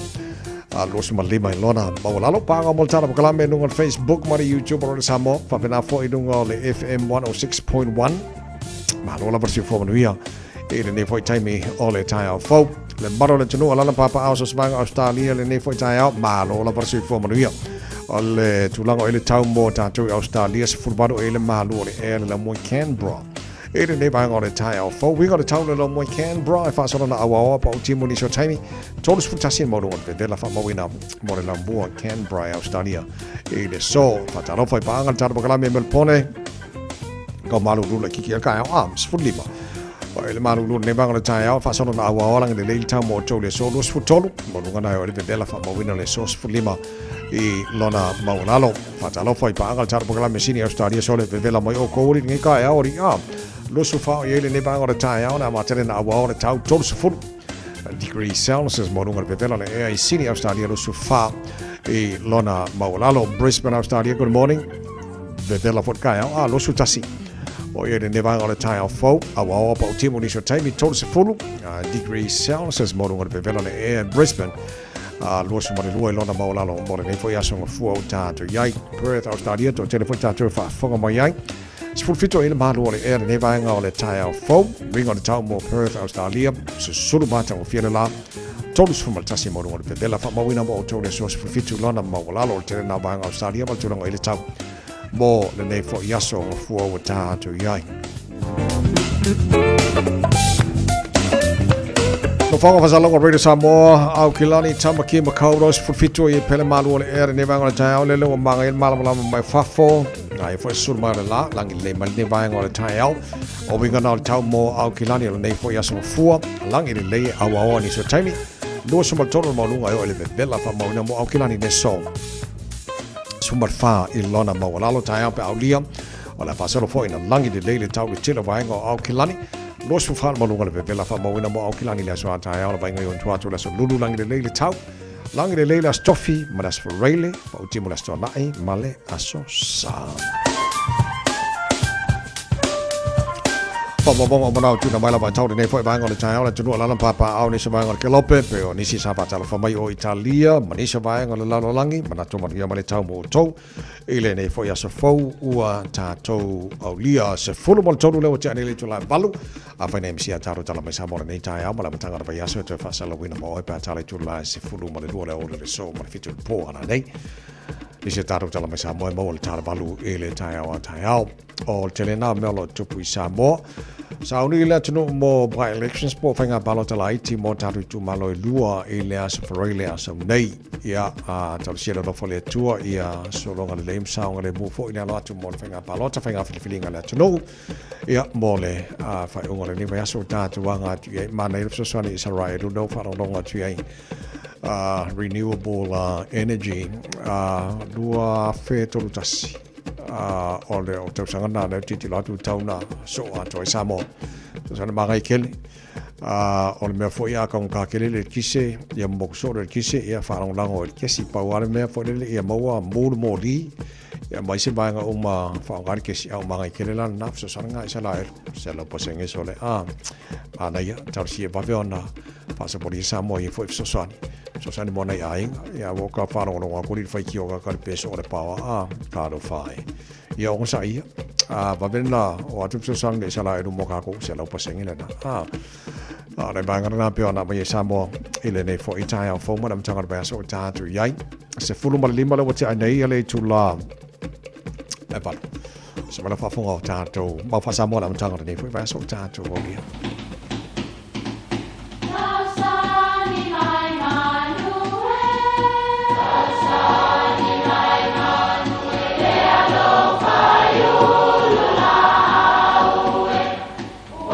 E o whanga manu i ululu o la au, awa e whawhanga i funga o la au.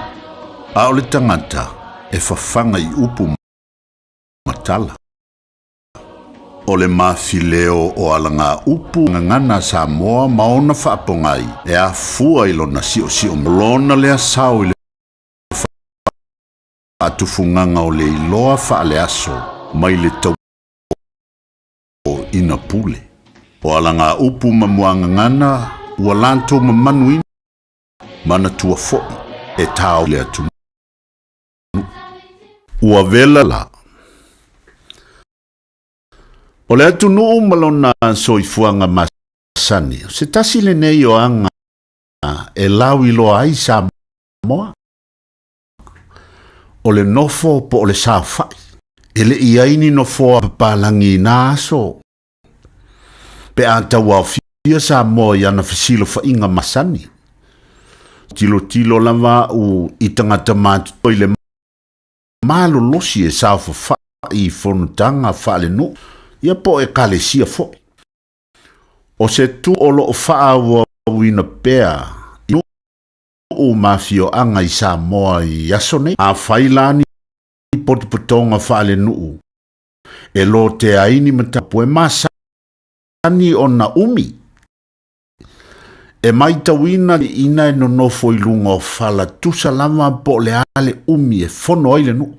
O isi e ngā pe vai sa fai sa o lava. E masani la fole tangata o na mauti noa lava lea o mafana fana lona nofo. O ina tonu e mai aile upu. Ua ela lona nofo anga pe ua vevela le fala o lo nofo ai. Talai se mea ua umitele sona taulu manga po sona tala noina. Mana tua foi o le nofo po o le sao fai. O se tasi leo tu whaalo alo le atunu. E le pai tuina ni fesile whainga tai. Pe ta o te fo. Ia, vang to oto salmuri anga na fai fai maile lua nala o na fono to oto o na o le pala ai a safune. E ai le fautuanga fa mole mole fa pupu mai o do manatu fala o le a po o fa lo le nei mata upu fa ingofie e lau fa songa sa mo el ne yaso.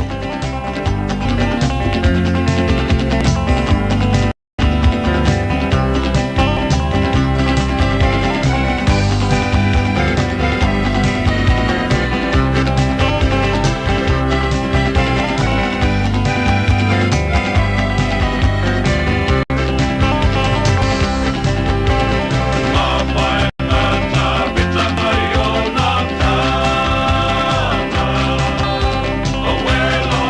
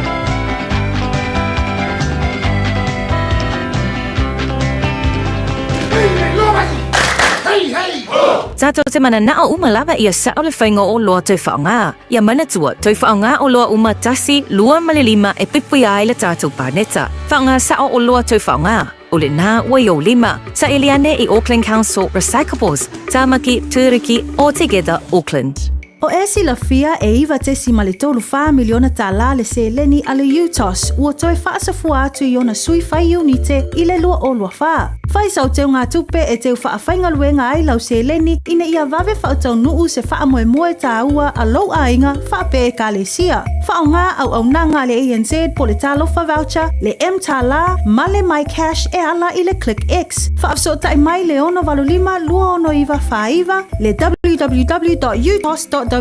po le emaili o le info@utos.ws, po le Facebook, le UTOS, le wha putu ngā tupe teo wha whainga luenga o le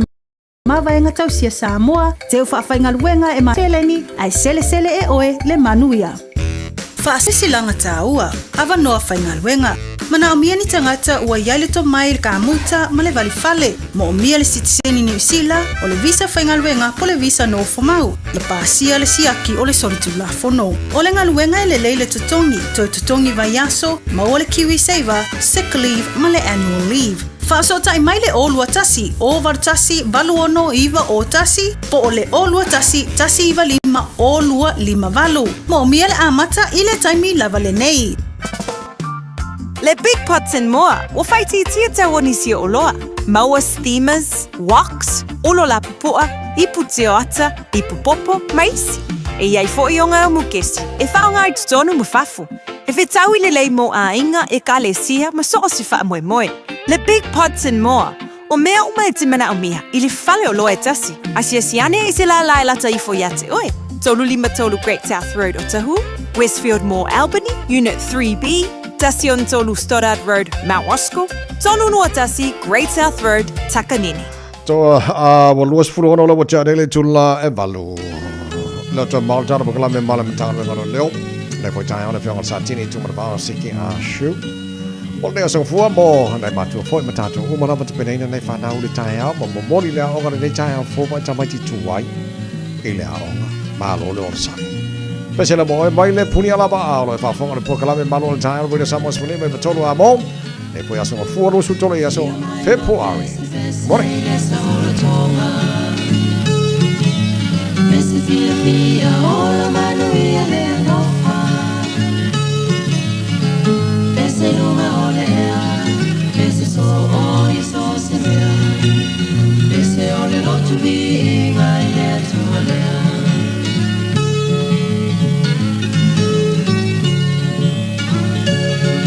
Ole pese o si tale ni au matele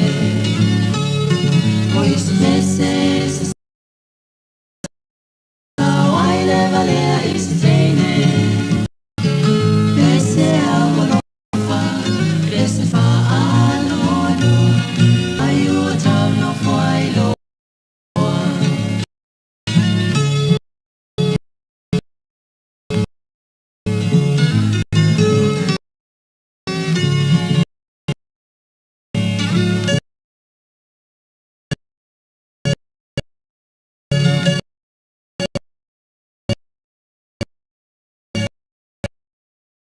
Yeah.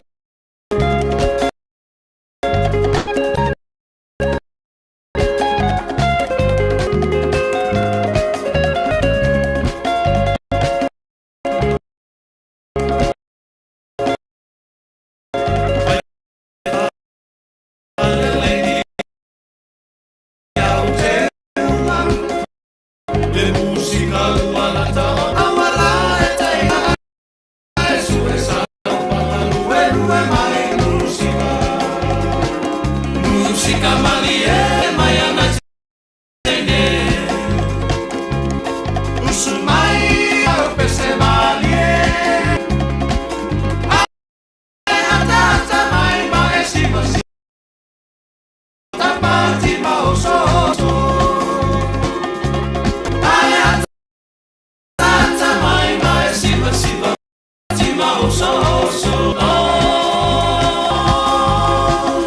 Música malie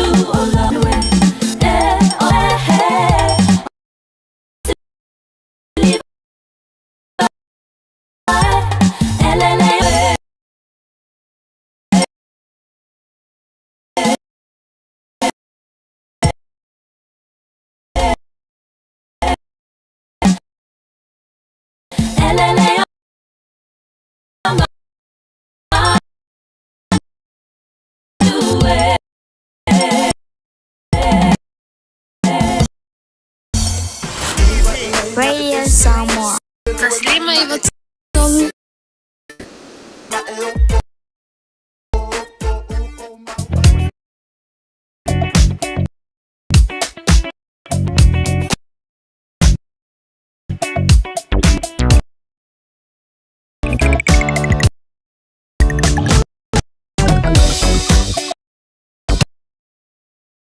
Tato ripoti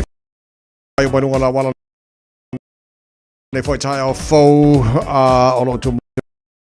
taro highways in bang on tai au fa pena for telo bang o wala maselava le for colosio la wala ya o va loka ne bang on tai au so of tabar to fa mana tar på kalame fa bon fa mo bona fa na sino la wala ni tai ma fa uta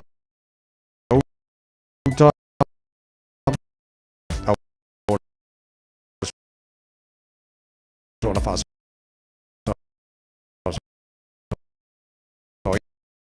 ina lo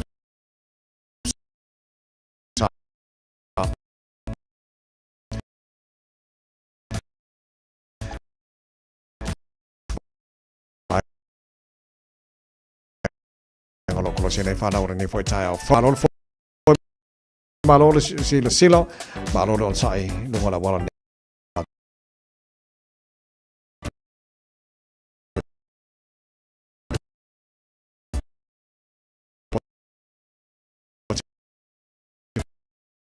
fai ma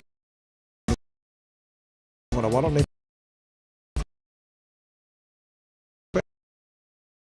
sono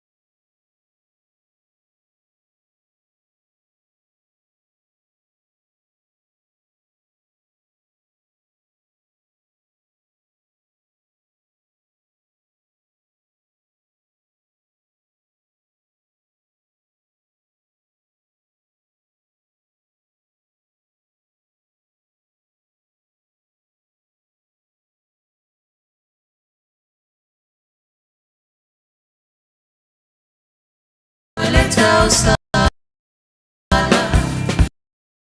ai ai uli ane oni tama e ola te nei tapa tapa ma se sei folola ava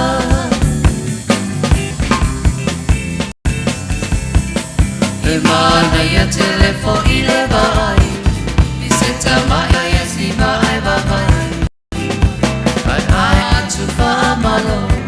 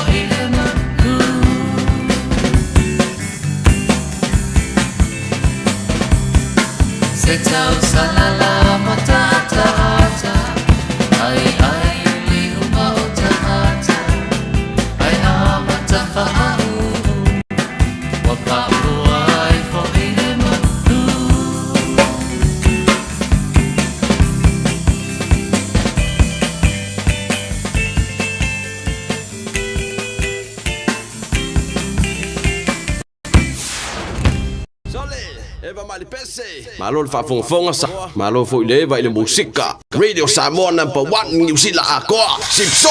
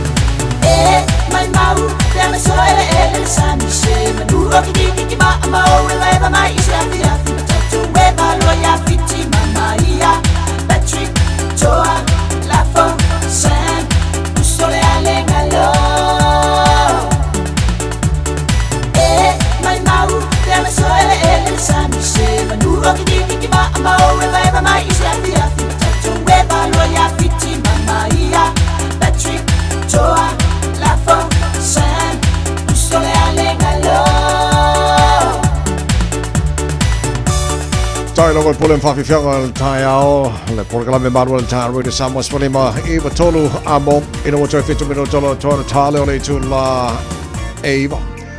Barbara tolo morio mai ore dei tayao le lo fa mananga le le tana matai le langi amaya fa fianga Sapphire e Sarah tu salava petinga so bataro telefone ngana sabon te pena sunga se yuli malau malo si fon le tayao Peso ole basa Piangi malo si fisana Ei ulama le malu Ei lunga o ia soleanga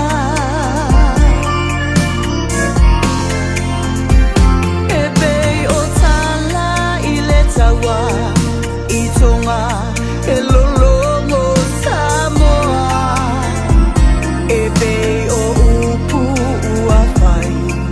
Faale anga hailo uingoa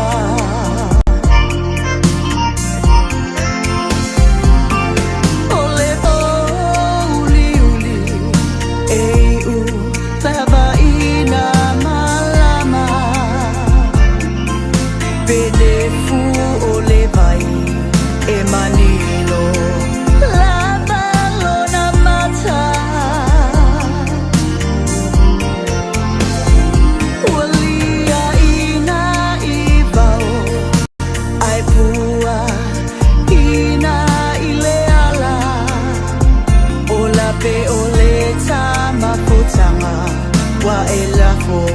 a imailo utangata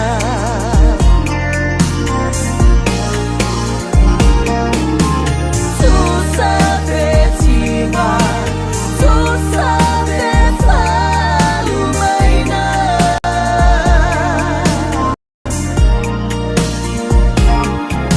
O tu inga walafo umanai aita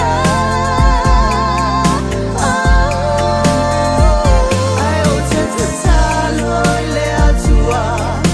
atonu Ei ai se aso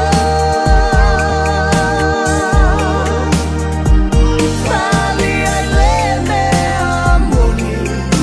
Ai awa le vai so umana o Fali ai le me amoni Ai awa le vai so umana o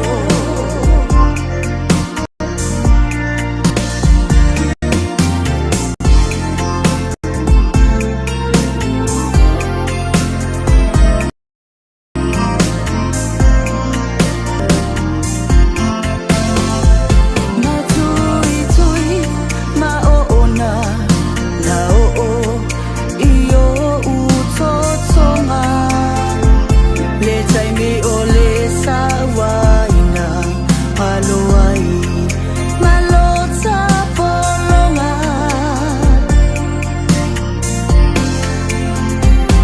Ilo ua fusisina E tautua ailo ainga A ole oa paletupi Sa bebesi ailo ta ainga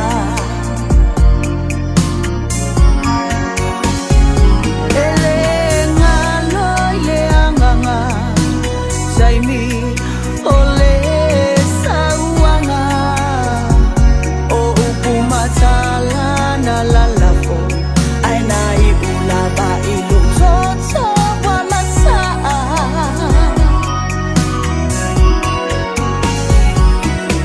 Aolo ainga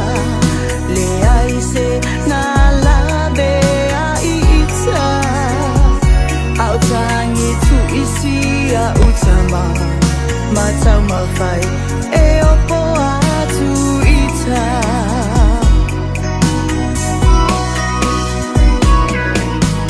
E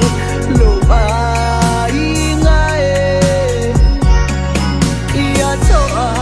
mamalupea ole tai O upu matala walalafo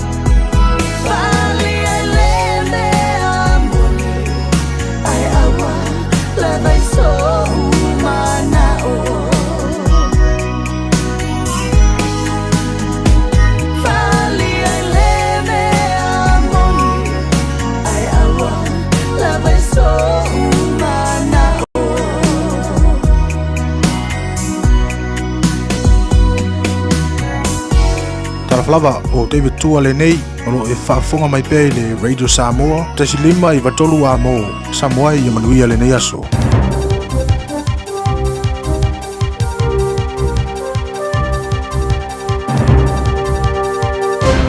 Mai a te roni sila ni tae au tala mola whaafonga mai tae au manuia.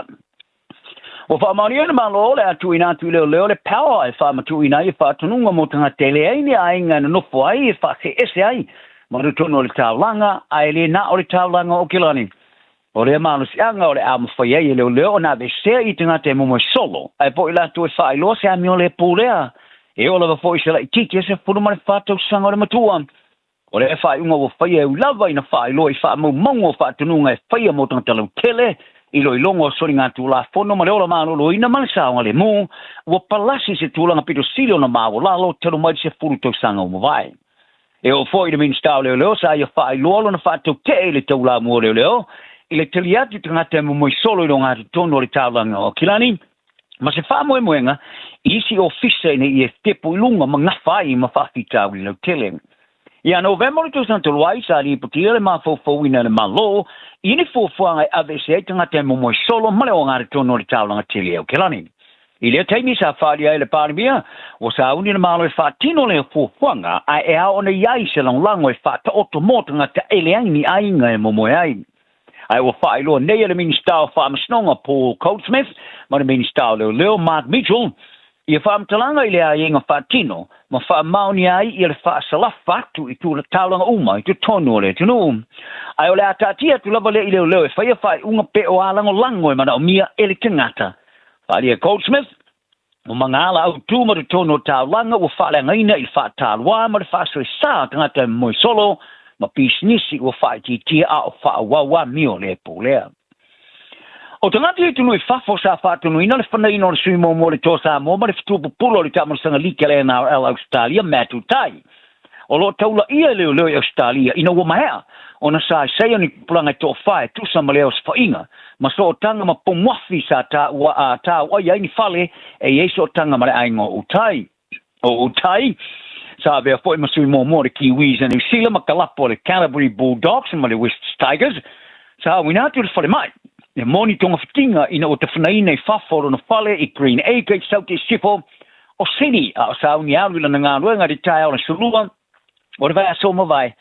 O le tau lele e whasu whatu sanga e iaida masa salonga sa whanaina se te olo nā tali ia Isaiah Utai e peo na tua I aile I ai o na so tanga whasu tu la whono ma le whatu tele ino fitina inga le vāo kengi. O le tama e sumariwa tau sanga sa tua ia na pikina le isi tama e sfurona tu sanga sa tua ia le tōli ma ia le whana o tau whai mōlia le so sani le wha lafi na mea moni I le mai ai o le te whananga ma le wha moe e wha o le maliu. O isi tō lua sfurulima tau sanga ma le ro furulima e peo na tua ia sa whaatinoa te whananga utai sa sai sa I fo I so tanga. O te aile whailua le te euro le vaenga leo mo wha amao pongo sori ngā tūla whono a New South Wales. Ola ia nei I la tō sa whaia le whaatununga e whaatinoa le te whananga o lo whaamautu ia tunu I whafo. Whaia I li poti le li leo sui Superintendent of Savili Brad Abdi. O le lato sini au tu o le whamaoni aina leo I lato sa whaia le whaatununga mai e tunu I whafo. Ma ua mawhaia ngā ruru nei ma leo whai paanga I whafo I le te milawa I whamaoni ai I lato nei o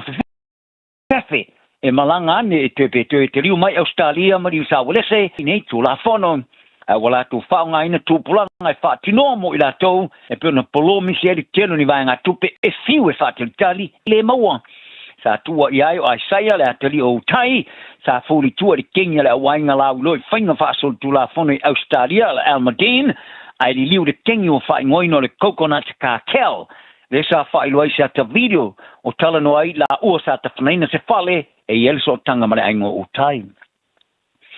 O yuni e lua o tangata whainga luenga I New Zealand o tali atu tua inga na pātia le New Zealand First e whapea. E la tō te mawhaina suiele tū la whono e AVCA ia tau mō tangata e ei kon kalate.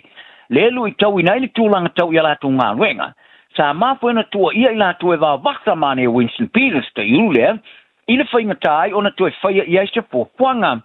Ma whaari ai le tamatai whailau tusi au au le asosio tanga whainga ruenga malopo le pisa a Fleur Fitzsimmons. E whapea, Pe fa pe fe ya Peters on tu ia ioni le faianga pe a faile sa so ta ia na parti il tu sanga mo vai il telo le temi sa ya te ia fa ia se fa swingan o le vastel wai sa pasi ai le fai tonga no tolo le tu la fono to te so tanga nga runga por Employment Relations Amendment Bill o le so tofi le vaso mo vai sa fa ia Peters sai e fesininga ia ioni pe ai sa le va velongo ina na parti pe sia sa fa arwele la tu temi partire mfano la tu tau fia le pasi no le tu la fono ma ye ta wa ye le mo fano la tu tau fia le temi nei a wa tu tau na tau fia I must no to nine ai sa ta ye le union ten finga lo ngal malo por pisa sa se ye Peters ilona tu io union fa yanga le fatten tunina le o le New Zealand first de poloka ye le pasi o le tu la fono o fa ingo le tu la fono le fa te se si pe amana na wai por fire at will bill ile taimi sai loa ia na parti o la tu watu lunga ia au kuso loa female lu folo lima fa ia Fitzsimmons sa tele le taimi sai lo e Peters ia lo la tu mana onga ile va fono tanga mo mo pisa a ma le New Zealand first ma le parti e no le tu la fono ile vas tu wai pa ia ta wo fo e lua se fono tanga sta fa ia pisa a ma le suiso upo le New Zealand first mo so tanga ngalo nga Mark Patterson ai le fa ia fa tonga no na luo le tu la fono ma le toi minute muni lama sa tusi lima ia se au ngani se pepa ia Peters ina vasto wai ai re pasi el feito nga tolo le tula fono ma sa ia Peters ia no mai muni ia na fam tlanga sai faia abitai sa li ia ia malele ai o se amoni ina o tonta fainga wenga o atunga o fa tu play no moto le Pacifica to wa fa no lango tele tupe la foatu e tunu fa fon au fa pe no fa wa le la lo tele nga lo fa vai temi e tunu fa fo e tele atu ma ainga maua atunu o lo nga ru ai o fa fi tau lo si o me ai por kala me nga lo fa vai temi sa ma fo ai o na fa yer fa nga fa nga ma lo sa mo e fa tu pula tanga te fa nga lo nga fa vai temi e sa fi e nei por kala me sa lo ia le pare mio sa mo la le mari to le o te pola te va positionment ile fino nga mara tu stala sa mo o foi numero sa foi na mtanga wenga e tolu afetanga te malanga mai New Zealand I lalo se proclame tolu afi Australia ma afi America sa mo fa ia la le mari to o le termine o fa ia onga fo mai to si mai pasi le le mtanga te fainga wenga inga wenga fa te malo o tu sa mo ma fa va tu ia ai fa tino ngonenga luenga I tono le tu o Australia la tele tasi le piliona ta ai na te mo mai ai lalo la tu por kalame o nga luenga fa vai taina le Palmia por Pacific Australia Labour Mobility ma o ta ona tilo ia sa mo ile fair de ta ona ia o se tu langa o io ina le ri to mai fa to te mau ai ngal fa la pro tongo lepa fa va malo le International Labour Organizations por ILO mo ia ta wai o lo manino mai se lepa leni ile tulanga o yenga luenga benefit yai mai tangata fainga luenga mai le Pacifica o Dr. Naren Prasad o lo avea matayulo o ngam fati e ngonga luenga ile rolangi al ilo saya longo ile le Johnny sila Pacifica o manino mai le benefitio e Australia ilana por kalame le Palm mani sila ilana por kalame le Recognized Regional Employer por RSE ma i fali ai e tele atu me mana o mia ona faia ina ia fa soa fa tasia nei benefiti o lo maua ni atu no moto le Pacifica fali Dr. Prasad mo le tele o ainga le Pacifica o ni porkalame o sui ai o latu langa pe tai o lo va ai se le pale no le pao feutina inga ma ni memoni o ni sila ma Australia tele atu benefiti o lo latu mo mai ai i le fa tu muina le o nei ava no fa nga renga ta we Prasad e ma we sa mo ia le lu se lau fast flumiona ta la Australia tupe la foto ia le tu sanga ile tu sole mal tus percent o la tu o lo falo tu fale por GDP a tonga o tele atu on falo lango ia ile fast fa percent ya fitting sa la tu moina le tasi te si mal tasi biliona ta la Australia ile tu sanga e muta ia se temo le luafe mo fa ma le luafe ma le lu fulu lima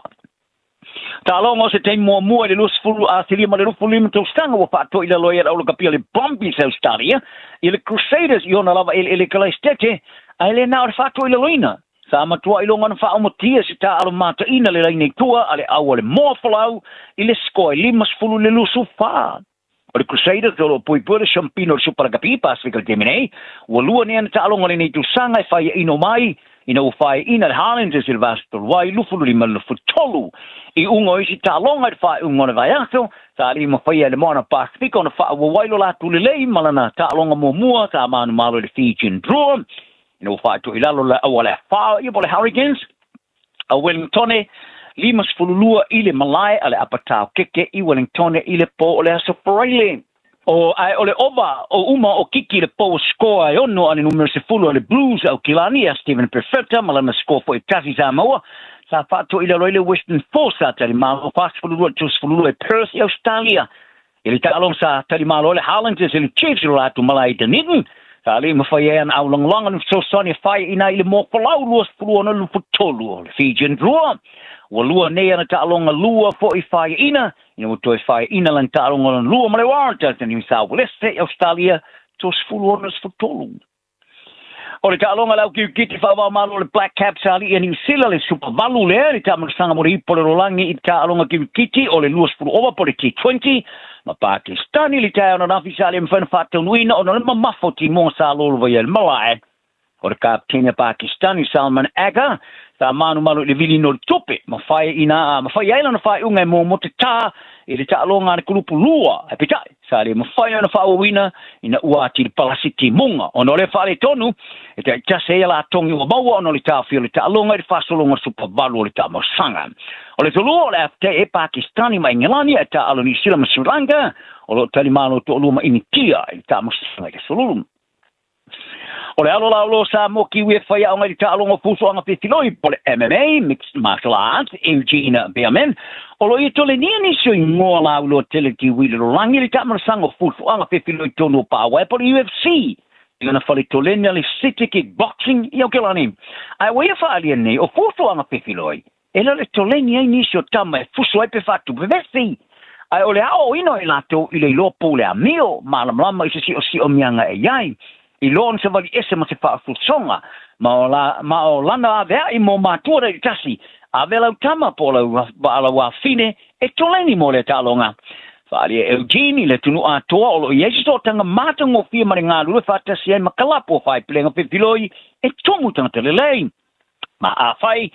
ma na o matua o ina la tu fana tama po fana tene ile lo tumbawa lalo te tununga ato toya ila tu lava fa pe fea ona step ese mani tulanga fa ono tupo mai ave fa toleni o fuso anga fe filoi a waya o inaile a woni fa manu aina listangata ele a o ina foi de fa tu pose vesi a memoni e a o inaile fa yo se tulanga ese manyai e a o inai foi de fa pe fea no fa onga fa tu vesi e fo ia fa pitauli ma le lo ona solmuli ese mani vesi e tupo mai o bemen Kai tolenia le champigno le langi New Zealand fuso anga tono pawaya ali UFC la te mainia Israel Adesanya I le upanga o ngara tonu o le whaia o ngā fo I o le alo Samoa I a Carlos Holbrook le olo tu lia sonava no e fuso ali champigno o panga mafa tala nao ni yaso maua o le loto maua ngalo mat wha mangalo tia fia I lo waso Talofa o tofinga le tau tala ma eselo fia whanonga le breakfast le Radio Samoa o te maa o nai. Le Aro Memorials le awaunanga wa o vantu ma le tolu se fulu tausanga o tautua mo o e malo wainga o maa whaamaratu e ngau sia I le maa mora e pito sili ona le lei. E mawhaiona lafo le maa whaamaratu I Samoa e tolu la e mawhaiona e asiasi a I e whai e lau filifilinga ma ngele manukau mani ulen pe e te tanga iane le aromemorials.co.nz Morisi whaamtalanga wala au le lua fitu ono fitu valu fitu lua fitu ono fitu valu fitu Le Aro Memorials ma whaamaratu I se tautau ngau fie e ngā osi ma le whaamaoni mo e pele I a te oe. E te manae maua se luma na Emanuia o la wata li I polo wa fafine. Ua se fulu nei tau sanga o whaatino le Pacific Advanced Secondary School lea au o nanga. Na whaavaile nei a onga e Sir Michael Jones. E whaonga I nai ngana le Pasifika I le NCEA. Maua fua o ngā toile ai ni pilia onga. I le tau sanga lua o loa whana maua lunga I le fwai numera o alonga whana wale pass na au sia tongi e ulu whale ai I le Universite, polo University Entrance I le tele o kolisi I au kilani. Ua uti awa noa mo le lua o lua ono. Mo nisi whamtalanga wala au loa le pass I le ovart se lau valu o fitu lua fitu. Ovart se lau valu o fitu lua fitu. Talofa lava, mai le Tanika Kas, afio mai e fili sau piki apu, taporke, o komeki, pe suikia, to ele onon foa. E lua se furu lea e mawa ile teminei, mai le lua se furu afe tala, ipa se lau iwa se furu malipa, mai le tausanga lua afe se furu malipa, e o ile lua o lua tolu. Bahala au mai misa, ile lua fitu o, pe afio mai ile Tanika Kas, ile fitu tasi fitu, Great South Road i Papa Toi. Wala au mai misa, ile lua fitu o.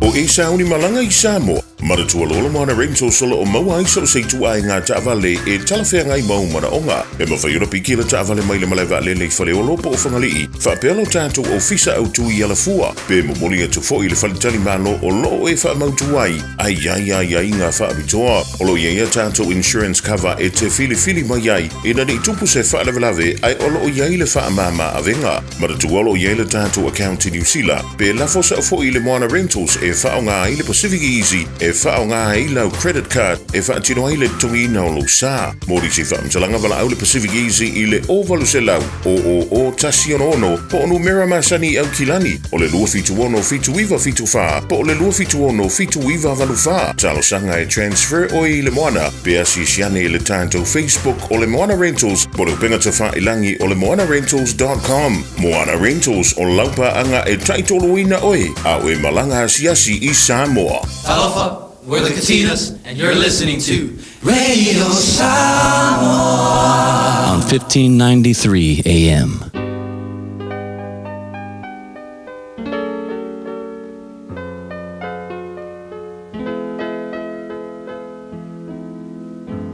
Faitauina le upo le poto no le tautua matavela linga Fusi and Sons Funeral Services i Mangele ma Samoa. I taimi o mawhatianga ma whaanoanoanga ona o le maliu. Manatua linga Fusi and Sons malana au nanga o le a whaamama avenga atu mo oe ma le ainga. Wala au i le telefoni lua fitu lima tolu o fitu.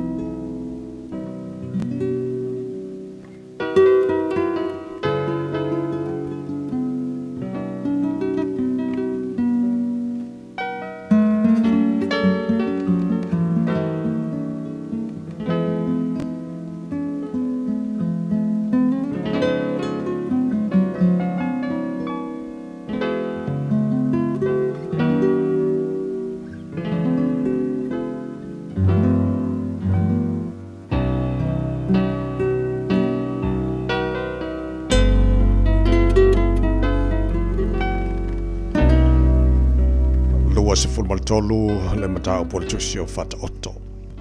Faita wina ile o poto o le nei foi tai hafo. A failua te nofo maseli e tau mafase ava. Se ia e matua mafau i mea wa yuluma. Ma e tu atu se polo ilo ua pe a fai e tangata ai tele. Awa te nau iana mea sua malie awa o mea ai pe pelo la baia.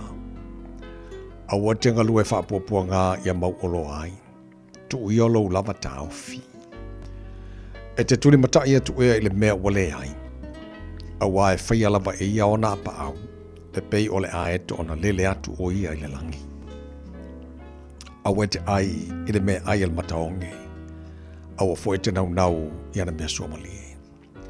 Awa e pei ona manatu o ia ilona loto. Wa whapea lava o ia e whai mai o ia ia te oe aia mainu. Aile ia te oe lona loto. E te toi pua i mai le whasi mea ua umana ai. Ma e wha mau au upu mali. Awa te tautalatu ta linga o le vale. Awa ino o ia i le poto o upu.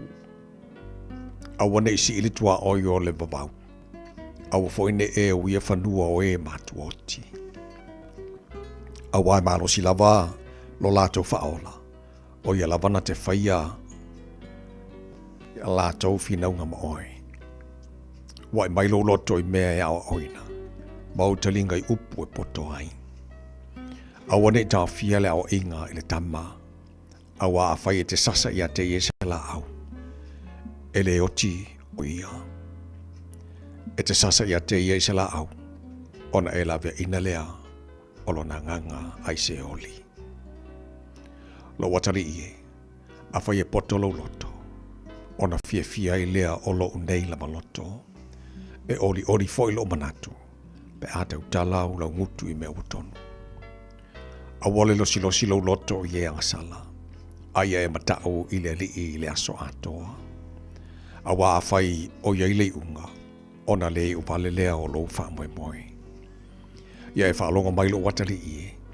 Ma ia e poto. Ma e tai tonu lo loto i le hala. Awane e whai oe masola ato o e inu tele waina. Ma e wa aiti tele i manu. Awa ole inu tele. Ma ai tele e whamati vai na ai o ia. Ma le fia moe pe ofu o ia i ofu masai sai. Ia e whalongo lo tama. O le na whanaua oe. Awa foi te ino lo tina pe alo matua o ia. Ia e whatau ma le mea moni. Awa lava le whatau watu.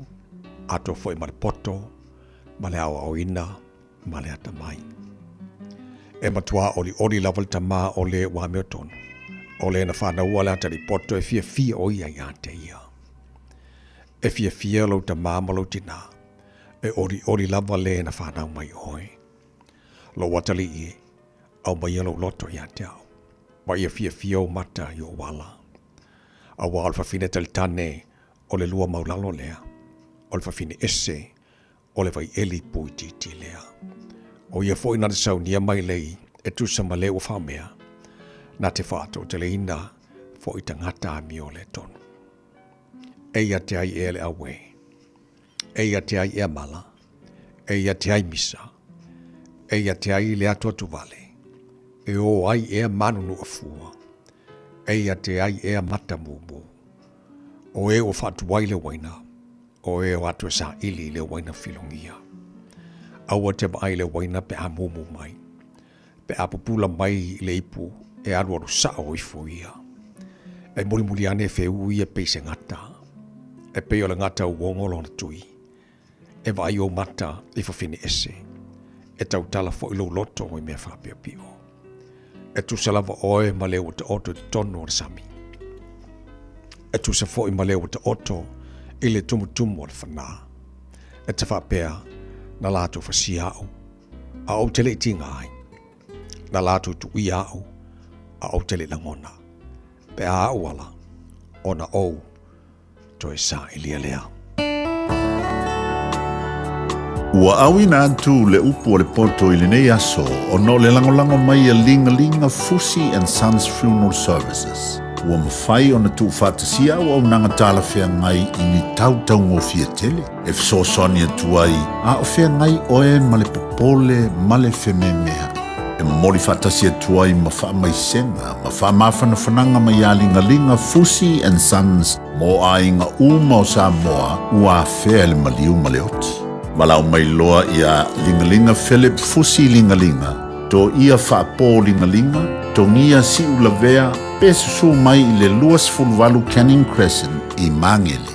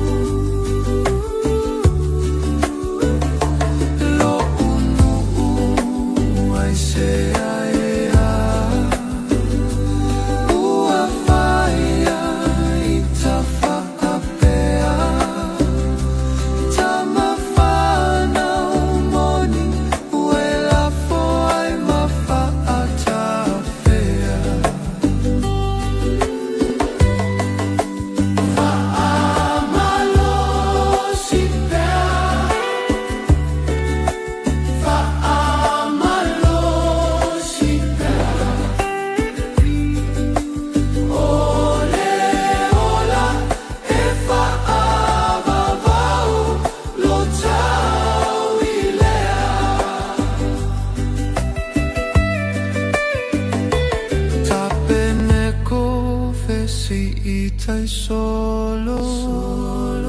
Sesa alevieto aleloto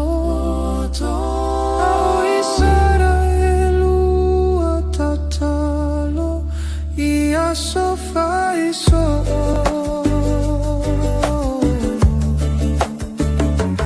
Lene iua fa'ailo amai le tali Takata umaina ya fealofani Tumu ga omea O Yesu le alai le lagi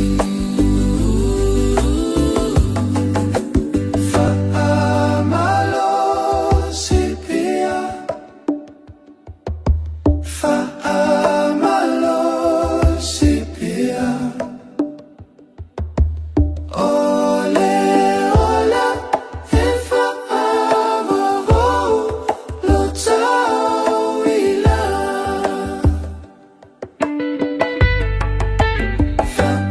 Fa'amalo sipia Fa'amalo sipia Ole ola e fa'avavo lo tawila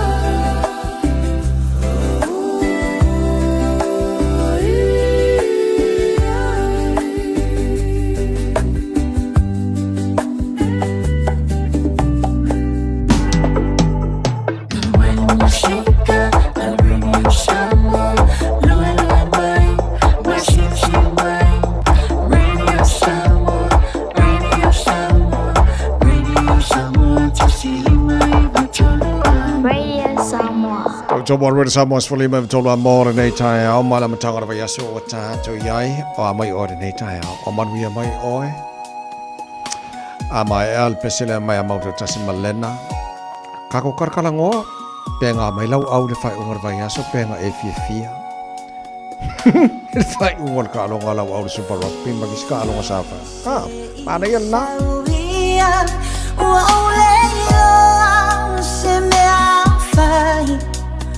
Una ulucha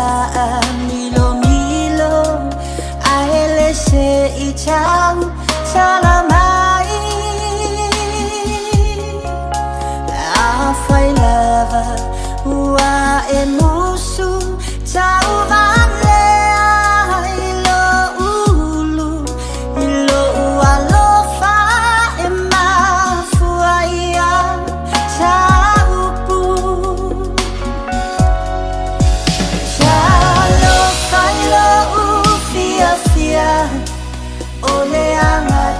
Cha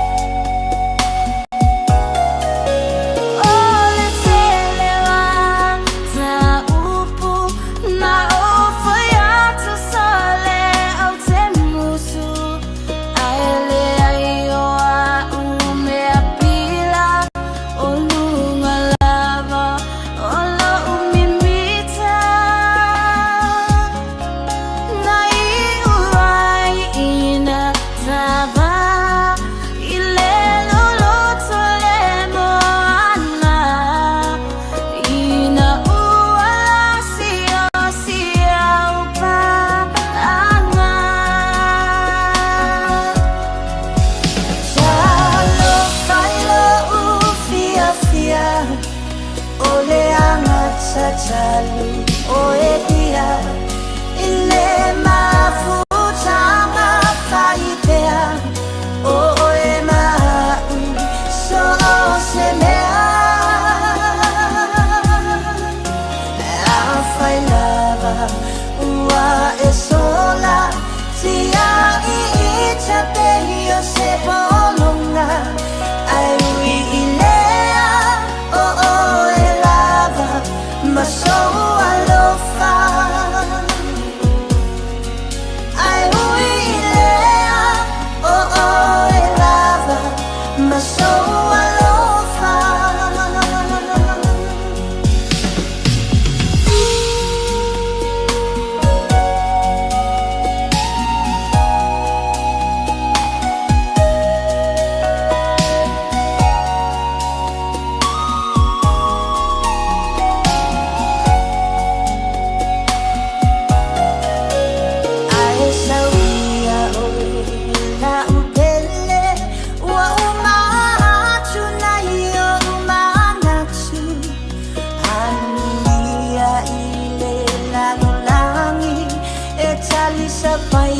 na maulaki le fina ngalo ele sewa ole atu ele fo I falua o ualo fana ua umai tawa jalo kailo ufia fia ole angata talu o ekia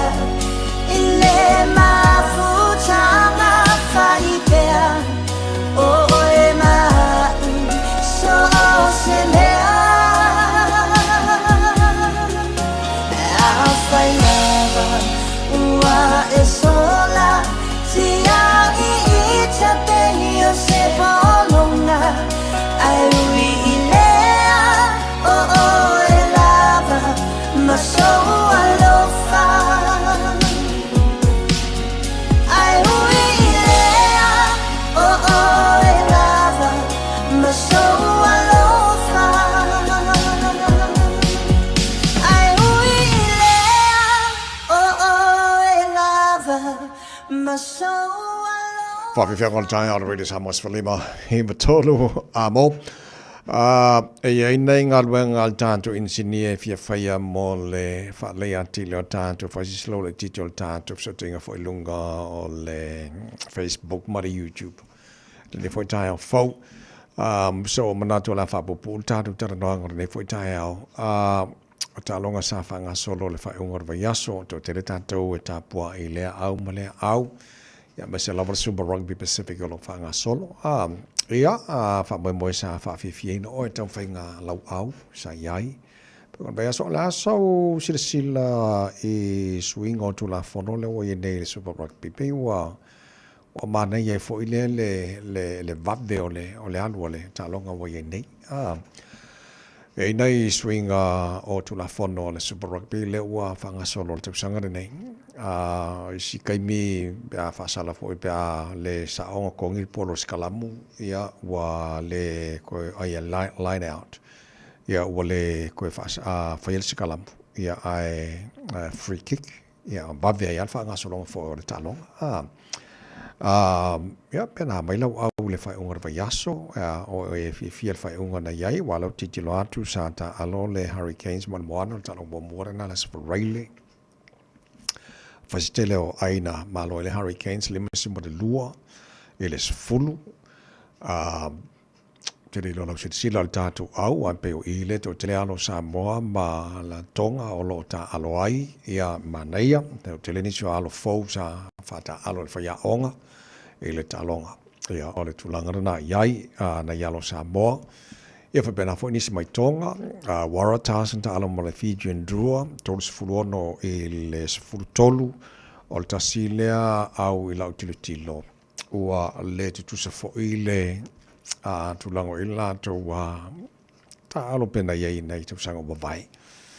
au lea fiti Fijian Drua ia le usaso o latou whaia ina lua o le Highlanders ma le Sifi ta sila talonga mana ia le fai unga le vaiaso mana malo le Sifi luas fuluono lusu tol finga war kalonga ke le fo ila vanoa mana malo ia le Highlanders ia ai wa paula fo wa faisi malo si kelo le Sifi ma la ta alo tona yai Force ma le Blues ia mana ia ta alo ta Blues fast fu ma lua tol su ma le lua pe ona faia ele malao Force Perth Australia ia mal talonga na nafi talong bon budi leo le weekend le sa ta alo le Brumbies ma le Crusaders wa los fulona ne to sang ma wa leo se qua for ile le Brumbies e mo se malo ma le Crusaders ma ja tono la tu malai limas furu lo su fa ia ai o talonga pe ona ia so o le fa so longa la e la tilo o le lead my Brumbies in a woman tamara sanga lua le uma tu nei se fulwa la tu lua la tu talonga lua malo tu longa lua le Waratahs lua fo la talonga lua malo se fulwa la tu poncho le se senga o ai malo ai au le si au le tu longa lua le Waratahs se tu tu toro tu il tanto au le Sifi Sifi lo tasila lua talonga lua ia la tu malo fo sa okay ia valu la tu ai ia male tu tolu le Hurricanes tasil talonga tasil malo o Blues lua talonga tasil malo tasil fia ina la tu lima ia fa solo mai le Highlanders le ono fitu le moana valu le Crusaders eva le Reds folu le Fijian do male Forces futasi ia o tu langa na ia e fo o le whangasolonga nao ai o tātou au le wene ina ua mai alta mosanga le whai unga le vai asun tātou nei. Taluai ono le ua lata malitai mea fo whai ngalwanga le tātou insinia mo le wha leo le tātou whaasalonga foi. Mai sifasota inge lunga le Facebook, mari YouTube. Ua manatu ala whapupu o le tātou pukalame mo le nei vai ngore tai au. Ai se I o ise si tai au kako kalkalangoa kini le I pene o talonga wai. E fules kaka mafiki alonga mafau fau fai ino le na au. I le whai ungora na whai aso ma vai atu. Ia ai o mea ai o ka alonga a uma kua ka alonga o ma fau I kaimi o le fia ma le fia lanto. Antu langa nao iai. Ia tātou talonga sa whanga solo le whai ungora vai aso. Se I tātou anga te fo I whai ungora vai aso. Vasa murumuri neo Februari. Ba fe foi halo te sanga la tou se I tātou anga e foi le whai ungora vai aso. Pe auri lo tu si fo ma to malos ia onga kako ki kilo foi lea. Ia po ai leo pingi foi le whai ungora vai aso ia tātou talonga. Ia la whanga solo ai ona o le ua manatu a mai al peselea. Ia ona wha mata filo tātou pokalame nei tai au. A manatu o le whatu ia te oe whela wai whafonga mai nei tai au tono lo maota. Tono ta vale, tono whalwhainga aruenga. But my mobile at no so it's a tough for a naked lope Facebook, Mari YouTube or Samoa. Yeah, well, to FM 106.1 in Samoa, Malon, for Maria Natal. All Pesela Moy, my own at Arafat of Fan, Natal for The fear to see us a pese, it out to I low.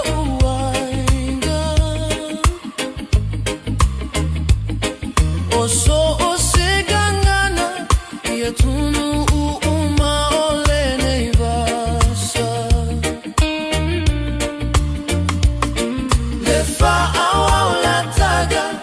So ai le lalo lagi uma ia fa amalolo si wala tamai le sitianga fetala Yesu I auto tu mau ile fe alofani Ina ia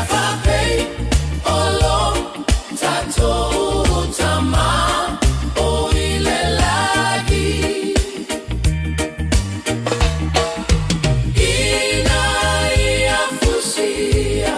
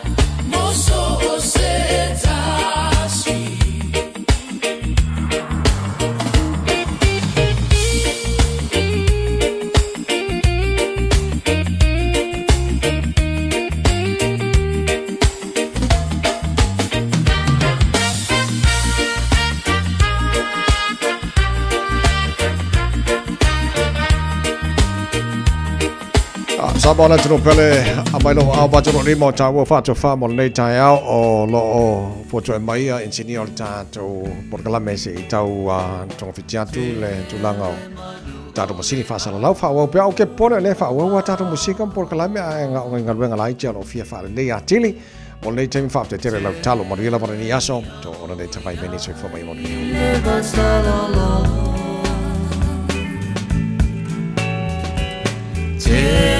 Te matamo samo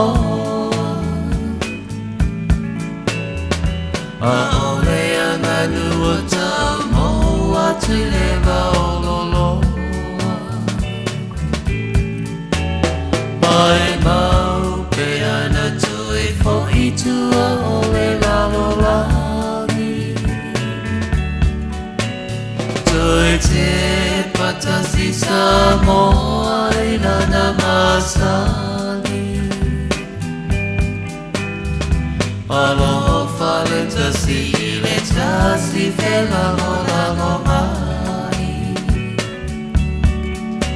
Aolei alava male faali fusia na tausabi Siau ti lava ile tae au fai maalili Le aini falawa mani pata poni pulini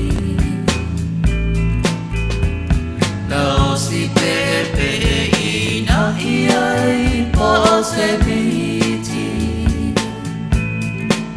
Pose koko samo pose lau moni e fa suiti Le fai tu no pa o masia Palau fa avaisu Po eleo kamasina ulu uatulu Afe ele baiti polo pose niu Leta folo pea e puea ile malu Samolo what you do Pele ile no joy Je bibi te hai te oi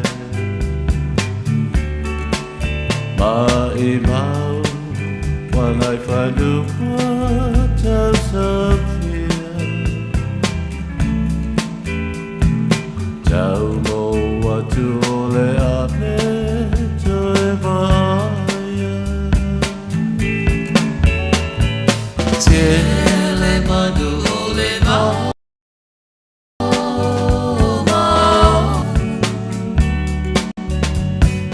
Tele ia o ia ile vasalolo Tele te ni matama samo Ole anganu tau mo atu ile maololo Mau pe ana tui fo itua ole lalolagi Tui te patasi samoai lan masani Alo fale tasi ile tasi